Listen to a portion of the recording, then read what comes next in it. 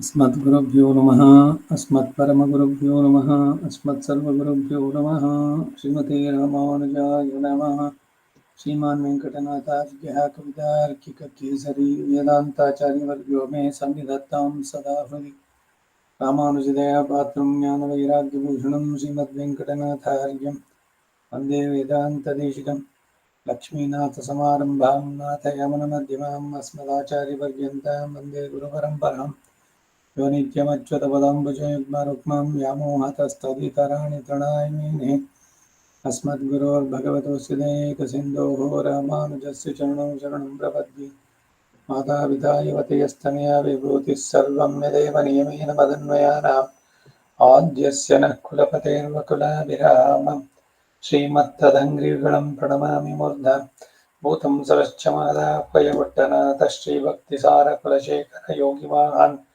भक्ताङ्गिरेणुपरकालयतीन्द्रमिश्रान् श्रीमत्पराङ्कुशमुनिं प्रणतोऽस्मि नित्यम्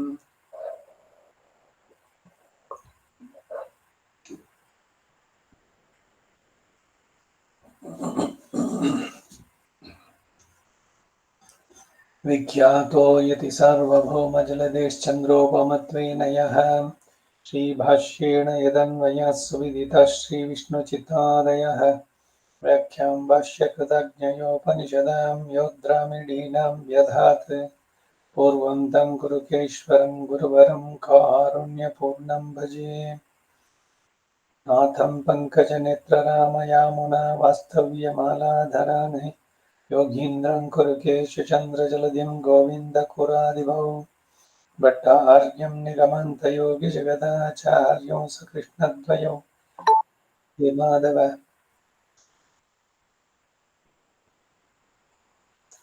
वन्दे माधव पद्मनाभसुमनः कोलेश देवादिपान् திருவருண்மால் சேனை முதலி ஷடகோபன்னாதமணி சீருய்யக் கொண்டார் நான் மணக்கால் நம்பி சென்னாம் ஆளவந்தார் குருமாலாதரர் குருகைப் பிறார் கண்பாமிதிராஷர் கோவிந்தர் கோரேஷர் பெரிய பட்டர் வேதாந்த முனிவர் பெருக்கண்ணர் கண்பொடியனம் பிள்ளை எவரீடழித்தற்கு ஏய்ந்த குருமாதவர் பத்ம இவர் அருளாளர்த்தம் திருவடியூன்னிய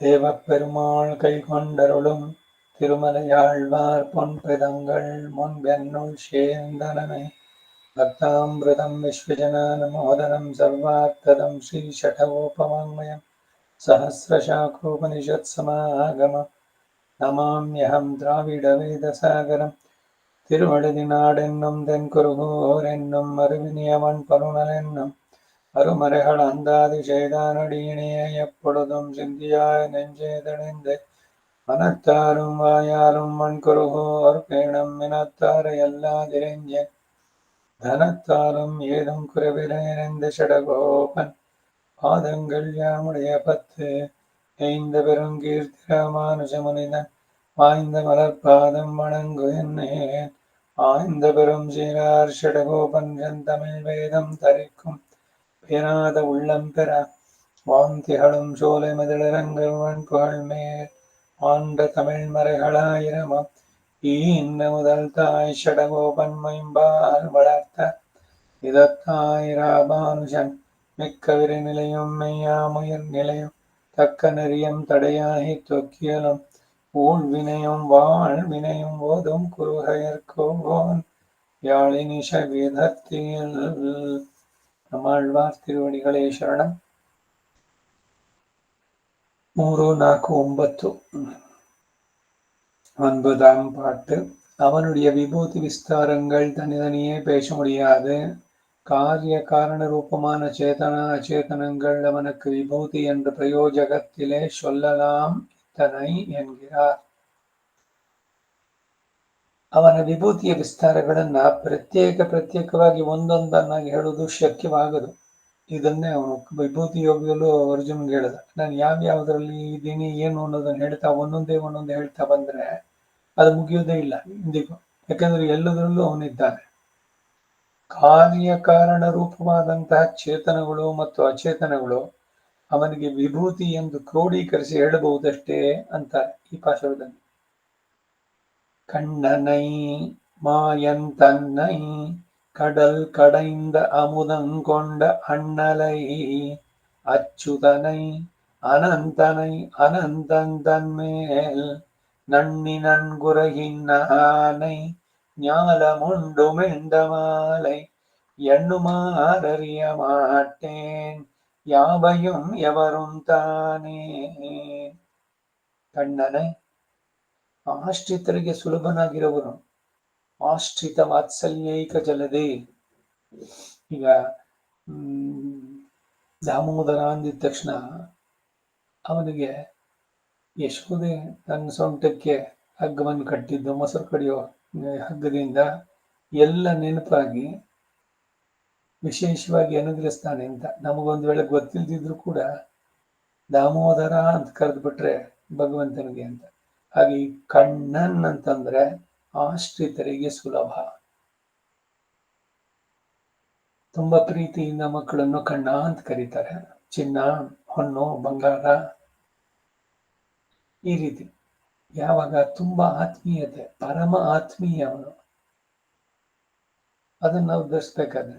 ಹಾಗೆ ಇವರು ಗದ್ಯತ್ರಯದಲ್ಲೂ ಕೂಡ ಹೇಳ್ತಾರೆ, ಆಶ್ರಿತ ವಾತ್ಸಲ್ಯೈಕ ಜಲಧಿ.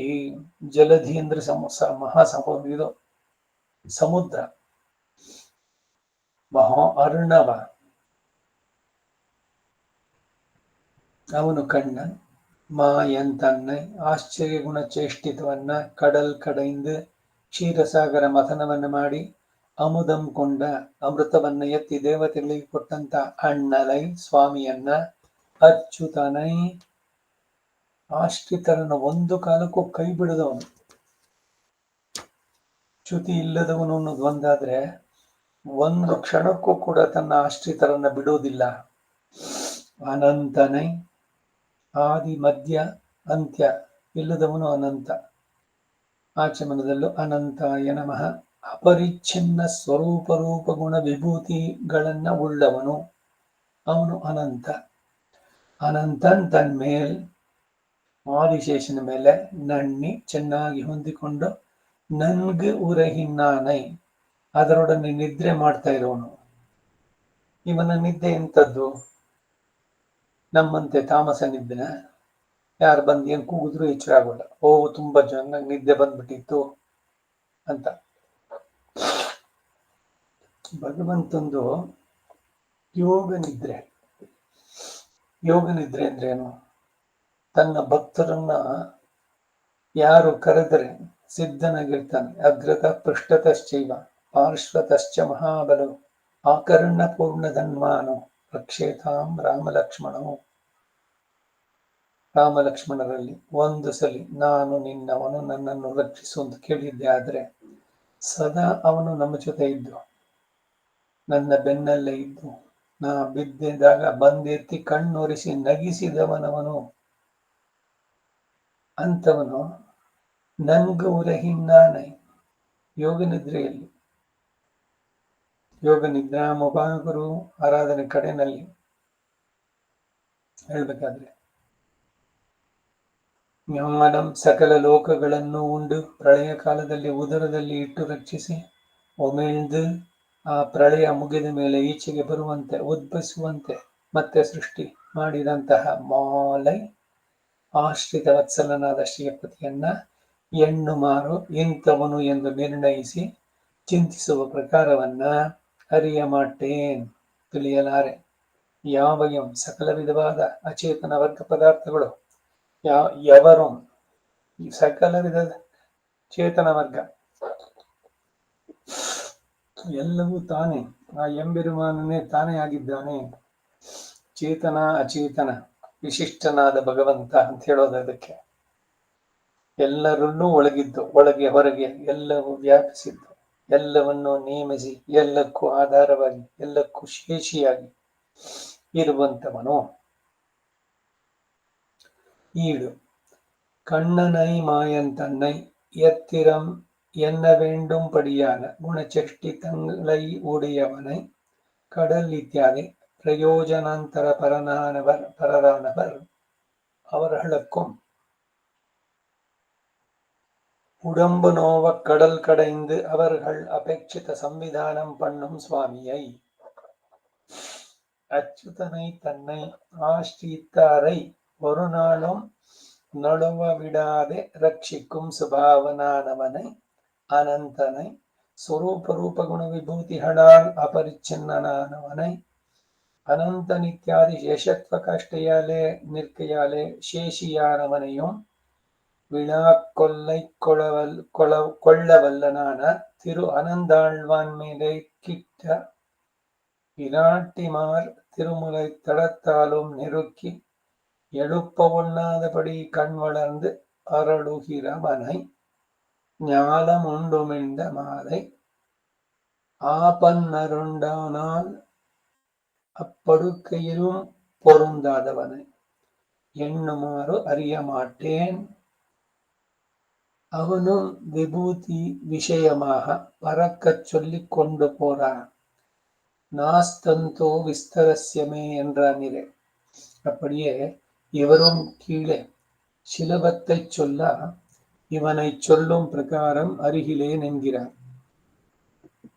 ஆனாலும் பிரயோஜகத்தில் சொன்னாலோ என்னில் யாவையும் எவரும் தானே சேதன அச்சேதனங்களுடைய பிரகாரமாக தான் பிரகாரியாய் இருக்கும் இத்தனை ಕಣ್ಣನೈ ಮಾಯಂತನ್ನೈ ಆಳ್ವಾರು ಎತ್ತಿರಂ ಎಂದು ಹೇಳಬೇಕಾದಂತೆ ಇರುವ ಗುಣಚೇಷ್ಟಿತಗಳನ್ನು ಉಳ್ಳವನನ್ನ ಕಡಲಿತ್ಯಾದಿ ಪ್ರಯೋಜನಾಂತರ ಪರರಾದವರಿಗೂ ತನ್ನ ಮೈಯನ್ನು ನೋಯಿಸಿಕೊಂಡು ಸಮುದ್ರ ಮಥನ ಮಾಡಿ ಅವರುಗಳ ಅಪೇಕ್ಷಿತವನ್ನು ಒದಗಿಸಿಕೊಡುವಂತ ಸ್ವಾಮಿ. ಪ್ರಯೋಜನಾಂತರ ಪರರು ಅಂದ್ರೇನು?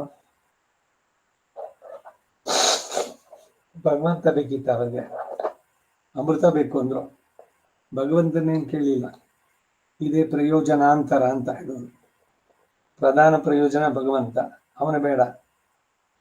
ನಾವೆಲ್ಲರೂ ಕೂಡ ಈ ದೇವತೆಗಳಂತೆ ಅಷ್ಟೇ. ಇನ್ನು ಅದು ಕೊಡು ಇದು ಕೊಡು, ಧನ ಧಾನ್ಯ ಪಶು ಬಹುಪುತ್ರ ಲಾಭ ದೀರ್ಘಾಯಸ್ಸು ಇವೆಲ್ಲ ಇತ್ತು ಅಂದ್ರೆ ಕೀರ್ತಿ ಪ್ರತಿಷ್ಠೆ ಗೌರವ ರೆಸ್ಪೆಕ್ಟು ಸನ್ಮಾನಗಳು. ಸನ್ಮಾನಗಳನ್ನ ತಗೊಳ್ಳೋದ್ರಲ್ಲಿ ಇರುವ ಆಸ್ತೆ ಅವಮಾನ ತಗೊಳ್ಳೋದ್ರಲ್ಲಿ ಇದೆಯೋ? ಯಾರು ಏನಾರು ಹೇಳೋದ್ರೆ ತೊಡ್ಕೊಳ್ತೀವ? ಸನ್ಮಾನ ಬೇಡ, ಅಪಮಾನ. ಆದ್ರೆ ಇವೆಲ್ಲ ದ್ವಂದ್ವಗಳಿಂದ ಅತೀತರಾಗಬೇಕು. ಇದು ಸಂದೇಶ. ಇಲ್ಲಿ ಪ್ರಯೋಜನಾಂತರ ಅಂತಂದ್ರೆ ಮಕ್ಕ ಪ್ರಯೋಜನ ಭಗವಂತನನ್ನು ಬಿಟ್ಟು ಬೇರೆದ್ರಲ್ಲಿ ಅಂಥವರಿಗೂ ಕೂಡ ಸಮುದ್ರ ಮಥನದಲ್ಲಿ ಅವರುಗಳ ಅಪೇಕ್ಷೆಯನ್ನ ಒದಗಿಸಿಕೊಡುವಂತ ಸ್ವಾಮಿ. ಅಚ್ಯುತನೈ ತನ್ನನ್ನು ಆಶ್ರಯಿಸಿದವರನ್ನು ಒಂದು ಕಾಲಕ್ಕೂ ಕೈ ಬಿಡದೆ ರಕ್ಷಿಸುವ ಸ್ವಭಾವನಾದವನನ್ನ ಅನಂತನೈ ಸ್ವರೂಪ ರೂಪ ಗುಣ ವಿಭೂತಿಗಳಿಂದ ಅಪರಿಚ್ಛಿನ್ನನಾದವನನ್ನ ಅನಂತನ್ ಇತ್ಯಾದಿ ಶೇಷತ್ವದ ಪರಮಾವಧಿಯಲ್ಲಿ ನಿಲ್ಲೋದರಿಂದ ಶೇಷಿಯಾದವನನ್ನೂ ಕಬಳಿಸಬಲ್ಲ, ಅಂದರೆ ವ್ಯಾಮುಗ್ಧನಾಗುವಂತೆ ಮಾಡುವಂತಹ ಆದಿಶೇಷನ ಮೇಲೆ ಶಯನಿಸಿ ಮಹಿಷಿಯರು ಸಮೀಪಿಸಿ ತಮ್ಮ ದಿವ್ಯ ಸ್ತನಾಗ್ರ ಭಾಗಗಳ ಒತ್ತಡದಿಂದಲೂ ಎಬ್ಬಿಸಲಾರದಂತೆ ನಿದ್ರಿಸುವವನನ್ನ ಜ್ಞಾಲಮುಂಡು ಮಿಳ್ದ ಮಾಲೈ ಆಪತ್ತಿಗೆ ಒಳಗಾದವರು ಇದ್ದರೆ ಆ ದಿವ್ಯವಾದ ಹಾಸಿಗೆಯಲ್ಲಿಯೋ ಹೊಂದಿ ಮಲಗಿರಲಾರದವನನ್ನ ಎಣ್ಣು ಮಾರರಿಯ ಮಾಟೇನ್. ಕೃಷ್ಣನು ಅವನು ಸಹ ತನ್ನ ವಿಭೂತಿ ವಿಷಯವಾಗಿ ವಿಶದವಾಗಿ ಹೇಳಿಕೊಂಡು ಹೋಗುವಲ್ಲಿ ನಾಸ್ತಿ ಅಂತೋ ವಿಸ್ತರಸ್ಯಮೆ ಅಂತ ಹೇಳಿದ್ನಷ್ಟೆ. ಹಾಗೆಯೇ ಇವರೂ ಮೇಲೆ ಕೆಲವರು ಹೇಳಿದ್ರು ಇವನನ್ನು ವರ್ಣಿಸುವ ಪ್ರಕಾರವನ್ನ ತಿಳಿಯೇ ಅಂತ ಹೇಳ್ತಾರೆ. ಆದರೂ ಉಪಾಧಿಯ ಕ್ರೋಢೀಕಾರದಿಂದ ಹೇಳಿದ್ರು ಅಂತ ಕೇಳಿದ್ರೆ ಯಾವಯುಂ ಯವರುಂ ತಾನೆ ಚೇತನ ಅಚೇತನಗಳೆಲ್ಲವೂ ಪ್ರಕಾರವಾಗಿರಲು ತಾನು ಪ್ರಕಾರಿಯಾಗಿರ್ತಾನಷ್ಟೆ. ಚೇತನ ಅಚೇತನ ಅದು ಭಗವಂತನಿಗೆ ಶರೀರ ಅಂತ ಹೇಳಿದ್ದು. ಅಂದ್ರೆ ಚೇತನವು ಅಚೇತನ ನಾವೆಲ್ಲ ಭಗವಂತನಿಗೆ ಶರೀರ, ಅವನು ಒಳಗಿರೋನು ಶರೀರಿ. ಇದೇ ಶರೀರ ಶರೀರಿ ಭಾವ. ಈಗ ಒಬ್ಬರಿದ್ದಾರೆ ಶರೀರ, ಅವರೊಳಗಡೆ ಆತ್ಮ ಇದ್ದಾನೆ, ಅವನು ಶರೀರಿ. ಇದನ್ನೇನೆ ಅಜೀವಾತ್ಮ ಭಗವಂತನಿಗೆ ಶರೀರವಾಗಿ ಅವನು ಶರೀರಿಯಾಗಿರುವಂತಹದ್ದು. ಕಾರ್ಯಕಾರಣ ಸಂಬಂಧ ಎಲ್ಲವೂ ನಮ್ಮ ಕಣ್ಣು ಕಾಣುವಂತಹದ್ದು. ಈ ವ್ಯಕ್ತವಾದಂತಹ ಪ್ರಕೃತಿ ಸೃಷ್ಟಿ ಇದೆಯಲ್ಲ, ಇದನ್ನು ಮಾಡಿದ ಒಂದು ಕೈ ಇರಬೇಕಲ್ಲ. ಆ ಕಾರಣ ಯಾರು? ಜಗದಾದಿ ಕಾರಣ ಅವನನ್ನ ಧ್ಯಾನಿಸು. ಕಾರಣಂತೂ ಧ್ಯೇಯ ಅಂತ ಹೇಳಿದಂತೆ. ಎಲ್ಲಕ್ಕೂ ಅವನೇ ಆಗಿದ್ದಾನೆ. ಏನನ್ನ ಹೇಳಿ ಮುಗಿಸೋದಕ್ಕೆ ಸಾಧ್ಯ? ಭಗವಂತನ ಗುಣ, ರೂಪ, ವಿಭವ, ಅವನ ಆಶ್ಚರ್ಯ ಚೇಷ್ಟಿತೆಗಳು, ಅವತಾರಗಳಲ್ಲಿ ಮಾಡಿದ್ದು ಒಂದೇ ಎರಡೇ. ಹಾಗಾಗಿ ಹೇಳ್ತಾರೆ, ಸಮಸ್ತವನ್ನೂ ಕೂಡ ಅವನು ವ್ಯಾಪಿಸಿದ್ದಾನೆ. ವಾಸನಾದ್ ವಾಸುದೇವಸ್ಯ ವಾಸಿದಂತೆ ಜಗತ್ರಯಂ ಸರ್ವಭೂತ ನಿವಾಸೋಸಿ. ಅದರಿಂದ ಅವನು ವಾಸುದೇವ. ಮುಂದೆ 10ாம் பாட்டு. சேதன அச்சேதனங்களுக்கு அந்தராத்மதையா வியாபித்து நின்னால் தத்கத தோஷை அசಂಸ್ಪೃಷ್ಟಂ என்கிறார். ಚೇತನ ಅಚೇತನಗಳಿಗೆ ಅಂತರಾತ್ಮನಾಗಿ ವ್ಯಾಪಿಸಿ ನಿಂತಿದ್ರು ಸಹ ಅವುಗಳ ದೋಷಗಳಿಂದ ಅವನು ಅಸಂಸ್ಪೃಷ್ಟ ಅಂತಾರೆ. ಎಲ್ಲರಲ್ಲೂ ಅವನಿದ್ದಾನೆ. ಈಗ ಒಬ್ಬನಿಗೆ ಜ್ವರ ಬಂದಿದೆ, ಅವನಲ್ಲೂ ಭಗವಂತ ಇದ್ದಾನೆ. ಇವನ್ ಜ್ವರ ಅವನು ಒದ್ದಾಡ್ತಾ ಇರೋದು ಅವನಿಗೆ ತಲುಪುತ್ತೋ? ಯಾಕಂದ್ರೆ ಒಳಗಡೆ ಇದ್ದಾನಲ್ಲ ಅಂತಂದ್ರೆ ಯಾವುದಕ್ಕೂ ಯಾವ ದೋಷಕ್ಕೂ ಅವನು ಭಾಗಿಯಾಗಲ್ಲ. ಎಲ್ಲೇ ಇದ್ರೂ ಕೂಡ ಅವನಿಗೆ ಯಾವ ದೋಷಗಳು ಅಂಟೋಲ್ಲ. ಅಖಿಲ ಹೇಯ ಪ್ರತ್ಯನೀಕ, ಎಲ್ಲ ದೋಷಗಳಿಂದ ದೂರಾದವನು, ಸಕಲ ಕಲ್ಯಾಣ ಗುಣ ಪರಿಪೂರ್ಣ. ಅವನು ಕೊಂಡಾಡ್ಬೇಕಾದ್ರೆ ಹೀಗೆ ಯಾವುದೇ ಅವತಾರದಲ್ಲಿ ಯಾವ ದೋಷಗಳು ಇಲ್ಲ. ಪರಮಾತ್ಮ ಸಂಪೂರ್ಣ ಆನಂದದ ಘನೀಭೂತ.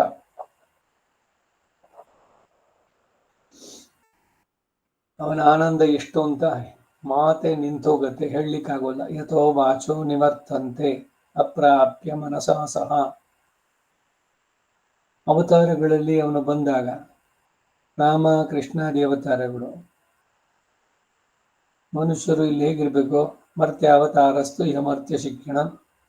ಮನುಷ್ಯನಾಗಿ ಹೇಗೆ ಬಾಳಬೇಕು ಅನ್ನೋದನ್ನು ತೋರಿಸೋದಕ್ಕೆ ಬಂದಿದ್ದು. ಮತ್ತೆ ಇವನ ಇಲ್ಲಿ ಕಷ್ಟಪಟ್ಟಿದ್ದು ಕ್ಲೇಶಗಳು ಅಂತಂದ್ರೆ ಎಲ್ಲ ಬರೀ ನಟನೆಗಳಷ್ಟೇ. ಅವನಿಗೆ ಯಾವ ದೋಷವೂ ಇಲ್ಲ, ದುಃಖವೂ ಇಲ್ಲ. ಇದು ಎಲ್ಲ ದೋಷಗಳಿಂದ ದೂರಾದವನು ಅಂತ ಹೇಳ್ಬೇಕಾದ್ರೆ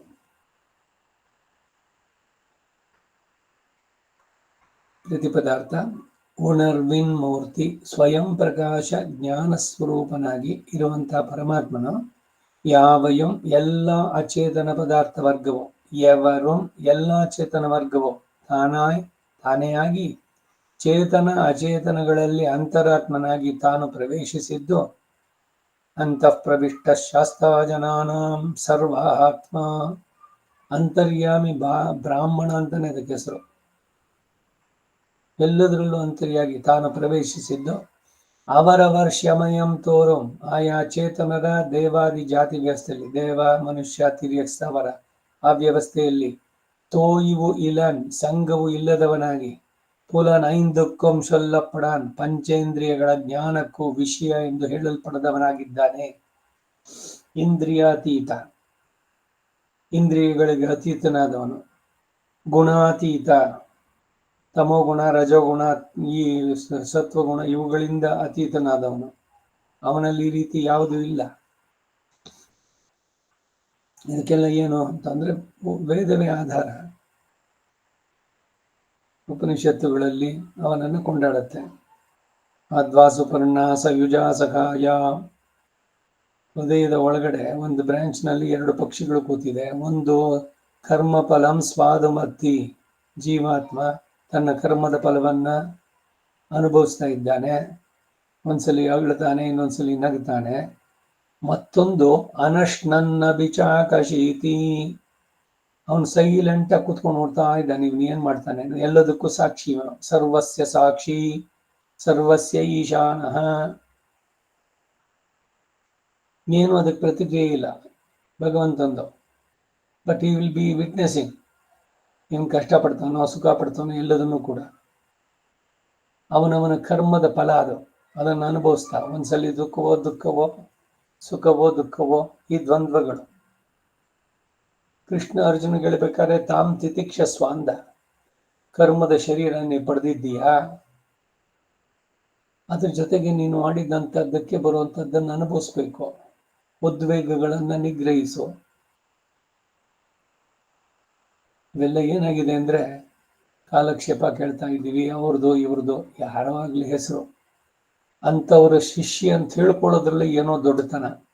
ಈಗಿನ ಈ ಸೆಂಚುರಿ ಕ್ಲಬ್ಬು ಈ ತರ ಇದಕ್ಕೆ ಹೋದ್ರೆ ಶ್ರೀಮಂತರದ ಗೋಷ್ಠಿಗಳಿರುತ್ತಲ್ಲ, ಯಾವ್ದೋ ಪ್ರೆಸ್ ಕ್ಲಬ್ಬು ಈ ಕಡೆನಲ್ಲಿ ಸೇರಿದಾಗ ಏನು ಅಂದ್ರೆ, ಈಗ ಲಕ್ಷ ಬಿಸ್ನೆಸ್ ಮಾಡೋನು ಸಾವಿರ ಕೋಟಿಗಳಲ್ಲಿ ಬಿಸ್ನೆಸ್ ಮಾಡೋನ ಹತ್ರಕ್ಕೂ ಹೋಗಲ್ಲ, ಇಲ್ಲ ಅವನಿಗಿಂತ ಕೆಳಗಡೆ ಇರೋದಕ್ಕೂ ಹೋಗಲ್ಲ.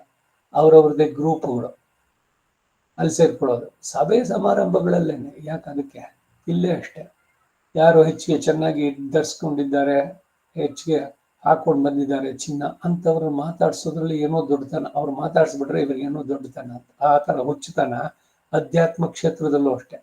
ನಾನು ಇಂಥವ್ರ ಸ್ಟೂಡೆಂಟು, ನಾನು ಅಂಥವ್ರ ಶಿಷ್ಯ ಅಂತ ಹೇಳ್ಕೊಳ್ಳೋದ್ರಲ್ಲಿ ಏನೋ ದೊಡ್ಡತನ. ಕಾಲಕ್ಷೇಪ ಅವ್ರದ್ದು ಆಗಿದೆ, ಇವ್ರದ್ದು ಆಗಿದೆ, ಯಾರ್ಯಾರ್ದು ಆಗಿದೆ, ಅದರಿಂದ ನಿಮ್ಮೇಲೆ ಏನ್ ಪ್ರಯೋಜನ ಬಿದ್ದಿದೆ? ಶ್ರವಣ ಮಾಡಿದ್ರಿ, ಮುಂದಕ್ಕೆ ಮನನ, ಆಮೇಲೆ ಇರೋದು ನಿಧಿಧ್ಯಾಸನ. ನಿಮ್ಮ ಜೀವನದಲ್ಲಿ ಅದನ್ನ ಎಷ್ಟು ಅಳವಡಿಸ್ಕೊಂಡ್ರಿ? ಕಾಲಕ್ಷೇಪವನ್ನ ಸರಿಯಾಗಿ ಕೇಳಿ ಅದನ್ನ ನೀವು ಅರ್ಥ ಮಾಡಿಕೊಂಡು ಮಾಡಿದ್ರೆ ಸಹಜವಾಗಿ ನಿಮ್ಮ ಬಾಳಿನಲ್ಲಿ ಅದರದ್ದು ಪ್ರತಿಕ್ರಿಯೆ ಕಾಣಬೇಕು. ಏನೋ ನಾನು ಕಾಲಕ್ಷೇಪ ಕೇಳಿದೆ, ಪುಣ್ಯ ಬಂತು, ಕೆನ್ನೆ ತಟ್ಕೊಂಡು ಆಚಿ ಕೇಟುಂಡಾಚಿ. ಆಮೇಲೆ ಏನು ಅಂದ್ರೆ ಅವ್ರದ್ದು ವಾಯ್ಸ್ ಹಿಂಗಿತ್ತು, ಇವ್ರು ಹಿಂಗ್ ಹೇಳಿದ್ರು, ಅವ್ರು ಹಂಗೆ ಹೇಳಿದ್ರು, ಬರೀ ಇಂಥದ್ದೇ ಹೊರತು ಅವ್ರು ಏನ್ ಹೇಳಿದ್ರು ಅದ್ರಲ್ಲಿ ನಾವು ಗ್ರಹಿಸಬೇಕಾದದ್ದು ಏನಿತ್ತು ಅನ್ನೋದು ಯಾರ ತಲೆಗೂ ಬರೋಲ್ಲ. ಇದು ಕಾಲಕ್ಷೇಪ ಕೇಳೋರ್ದು.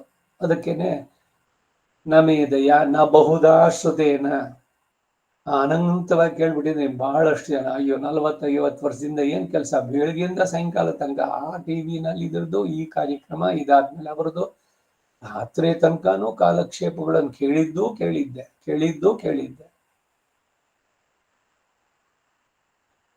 ಕೇಳೋದು ತಪ್ಪಲ್ಲ, ಕೇಳಿದ್ದನ್ನ ಸ್ವಲ್ಪನೇ ಕೇಳಿ. ಆ ಕೇಳಿದ್ದನ್ನು ಎಷ್ಟು ಮಟ್ಟಿಗೆ ಸಾರದಡುಗೆಯ ವಿಚಾರದೊಲೆಯಲ್ಲಿ ಮಾಡು, ನಿಮ್ಮ ಜೀವನಕ್ಕೆ ಎಷ್ಟು ಮಟ್ಟಿಗೆ ಅನ್ವಯವಾಗುತ್ತೆ ಅದನ್ನೇನಾದ್ರು ಒಂಚೂರು ನೋಡಿದ್ದೀರಾ? ಆದ್ರೆ ಏನು ಅಂದ್ರೆ ಬರೀ ಇಷ್ಟೇ, ಅಷ್ಟರಲ್ಲೇ ಇದೆ. ಹಾಗೆ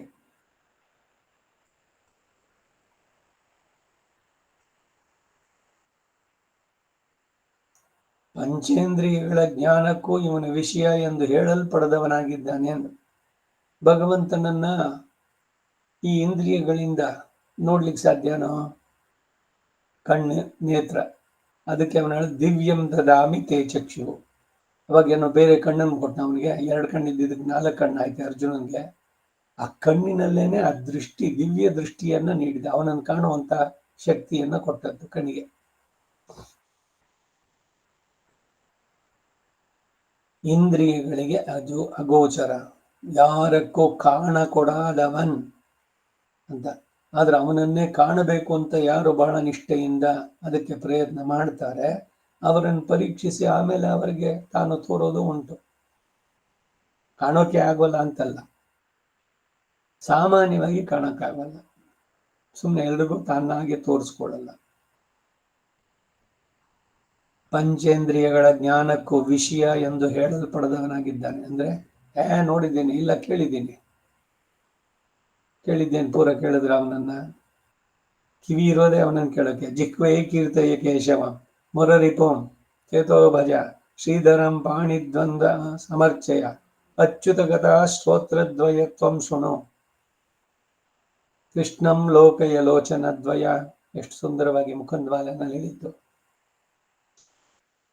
ಇಂದ್ರಿಯಗಳು ಅವನನ್ನ ಕಂಡುಕೊಳ್ಳೋದಕ್ಕೆ ಪ್ರಯತ್ನ ಮಾಡಿದ್ರೆ ಸಿನ್ಸಿಯರ್ ಆಗಿ, ಅವನನ್ನೇ ಬೇಕು ಬೇರೆ ಎಲ್ಲದಕ್ಕಿಂತ ಅಂತ ನಾವು ಇಂಪಾರ್ಟೆನ್ಸ್ ಕೊಟ್ಟಾಗ ಅವನು ಕಾಣಿಸ್ಕೊಳ್ತಾನೆ. ಬರೀ ತೋರಿಕೆಗೆ ನಾನು ಅಂತ ಅಂದ್ಬಿಟ್ಟಾದ್ರೆ ಆಗೋಲ್ಲ. ಅದು ಶರೀರಗತವಾದ ಜಡತ್ವ, ಪರಿಣಾಮ ಇತ್ಯಾದಿ ಸ್ವಭಾವಗಳು ಯಾವ ಒಂದರಲ್ಲೂ ಕೂಡ ಓರ್ಪತ್ತು ಇಲ್ಲದ, ಒಂದು ಸಂಬಂಧವೂ ಇಲ್ಲ ಎಂಬ ಭಾವನೆಯಾದದ್ದು ಜ್ಞಾನವು. ಅದನ್ನೇ ಕೂಡಿಲ್ ಆ ಆತ್ಮನಿಗೆ ತಕ್ಕದ್ದು ಅಂತ ತೋರಿದ್ರೆ, ಆ ಆತ್ಮಸ್ವರೂಪವನ್ನು ಸೇರೋದಾದ್ರೆ ಅವನೆಯೂ ಆ ಈಶ್ವರನಿಗೂ ಚೇತನರ ದುಃಖಗಳು ಕೊಂಚವೂ ಸೇರುವು ಎಂಬ ಇದೂ ಕೂಡ ಕೂಡಲ ಸೇರಬಹುದು ಈ ನಿಶ್ಚಯ ಅಂದ್ರು. யாவையும் எவரும் தானாய் சேதனா சேதனங்களுடைய தான் என்கிற சொல்லுக்குள்ளே அடங்கும்படி பிரகாரமாக தான் பிரகாரியாய் அவரவர் இத்தியாதி அவரவர் என்கிறது சேத்தனருடைய பன்மையை பத்த கீழே யாவையும் எவரும் என்றொக்க வெடுக்கையாலே அனுபாஷிக்கிற விடத்திலும் அவையவை என்று அச்சித்தும் தன்னடையே வரும் அவை தன்னை எடாதொழிவான் என்னில் அப்பிராதான்யத்தாலும் பிரகரண பலத்தாலும் தன்னடையே வருமென்னுமிடம் கொண்டும் சமயம் என்கிறது வியவஸ்தைகளை அச்சித்தினுடைய பரிணாமாதிகளையும் சேதனத்தினுடைய சுகித்வ துக்கித்வங்களையும் நினைக்கிறது. தோய்விலன் சேதனா சேதனங்கள் தான் என்கிற சொல்லுக்குள்ளே அடங்கும்படி அவத்தோடே கலந்து நிற்கச் செய்தே அவத்தினுடைய தோஷங்கள் தன் பக்கல் தட்டாதபடி நிற்கும் சேதனர்க்கு அச்சித்கதமான பரிணாமாதிகள் இல்லையேயாகிலும் அந்த அச்சித் சம்சர்க்கத்தால் சுகித்வ துக்கித்தங்கள் உண்டாகா நின்னதே. அப்படியே இச்சேதனாச்சேதங்கள்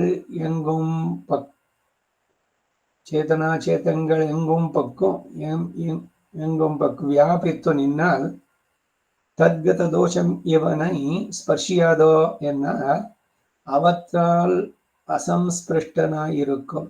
எல்லாம் செய்தாலும் இவற்றுக்கு சுகித்வ துக்கித்தங்களன்றி இதே இருக்க இவ்வச்சித்தோட்டை சேர்த்தியாலே என்னோ உண்டாகிறது. அப்படி இவனுக்கும் கூடாதோ என்னில் கூடாது. அதுக்கடி பிரவேச ஹேது விசேஷத்தால இவனைப் போலே கர்மமடியாக வந்திக்கே அனுகிரகம் மடியாகவிரே அவனுக்கிவத்தோட்டை பிரவேசம் இருப்பது. சிறைக்கூடத்தில் சிறையனும் கிடந்தான், ராஜகுமாரனும் இருந்தான். சிறையன் கர்மமடியாக பிரவேசிக்கையாலே துக்கஹேத்துவாயிற்று. ராஜகுமாரன் நிச்சயாலே பிரவேசிக்கையாலே போகரூபமாயிருந்தது. சமானம் விரக்ஷம் பரிஷஸ்வஜாதே அனஷ்ணன் அந்யஹ என்னான் இன்னதிரே. புலனைந்துக்கும் சொல்லப்படான், ஸ்ரோத்ராதிகள் ஐந்துக்கும் விஷயத்தையா சொல்லப்படான் என்னுதல் அன்றிக்கே நினைத்திரே சொல்லுவது. அச்சொல்லவுக்கும் முன்பில் நினைவை லட்சித்து அவத்தால் ஸ்மரிக்கப்படான் என்னுதல் பின்னை அவன் தான் இருக்கும்படி என்னென்னில் உணர்வின் மூர்த்தி பிரகாசத்தையே வடிவாக உடையனாயிருக்கும். மூர்த்தி சப்தம் ஸ்வரூபவாட்சி எல்லாம் செய்தாலும் இவத்தோடு உண்டான சம்சர்க்கம் மெய்யாயிருக்க இவத்தினுடைய தோஷம் தன் பக்கல் தட்டாதபடி இருக்கும் என்னுவது கூடுமோ என்னில் ஆவிஷேரித்யாதி ஆவியுண்டு பிராணாஸ்ரயமான சரீரம் அத்தோடு சேர்ந்திருந்துள்ள உயிருண்டு ஆத்ம அதின் பக்கல் அந்த சரீரகதமான பால்ய யௌவனாதிகள் ஒன்றாலும் ஒரு சம்பந்தமும் இல்லையாம்படியாக அனுசந்திக்கிற அனுசந்தானமானது அந்த ஆத்மாவுக்கு கூடா நின்ற பின்பு அப்பொருள் அவனையும் கூட தட்டில்லை இங்க நன்னிக்கே. இதற்கு வேறையும் இரண்டு பொருள் சொல்லுவர்கள் என்றருளிச் செய்வர். அவன் பக்கலிலே பக்தியுண்டாகில் அவனை கிட்டலாம் என்றும் புறம் உண்டான உபாயாந்தரங்களில் உண்டான பத்தடைய விட்டு அவனையே பத்தில் அவனை கிட்டலாம் என்றும் அன்றியே அந்திம பிரத்யமுண்டாமாகில் அவனை கூடலாம் என்றுமா.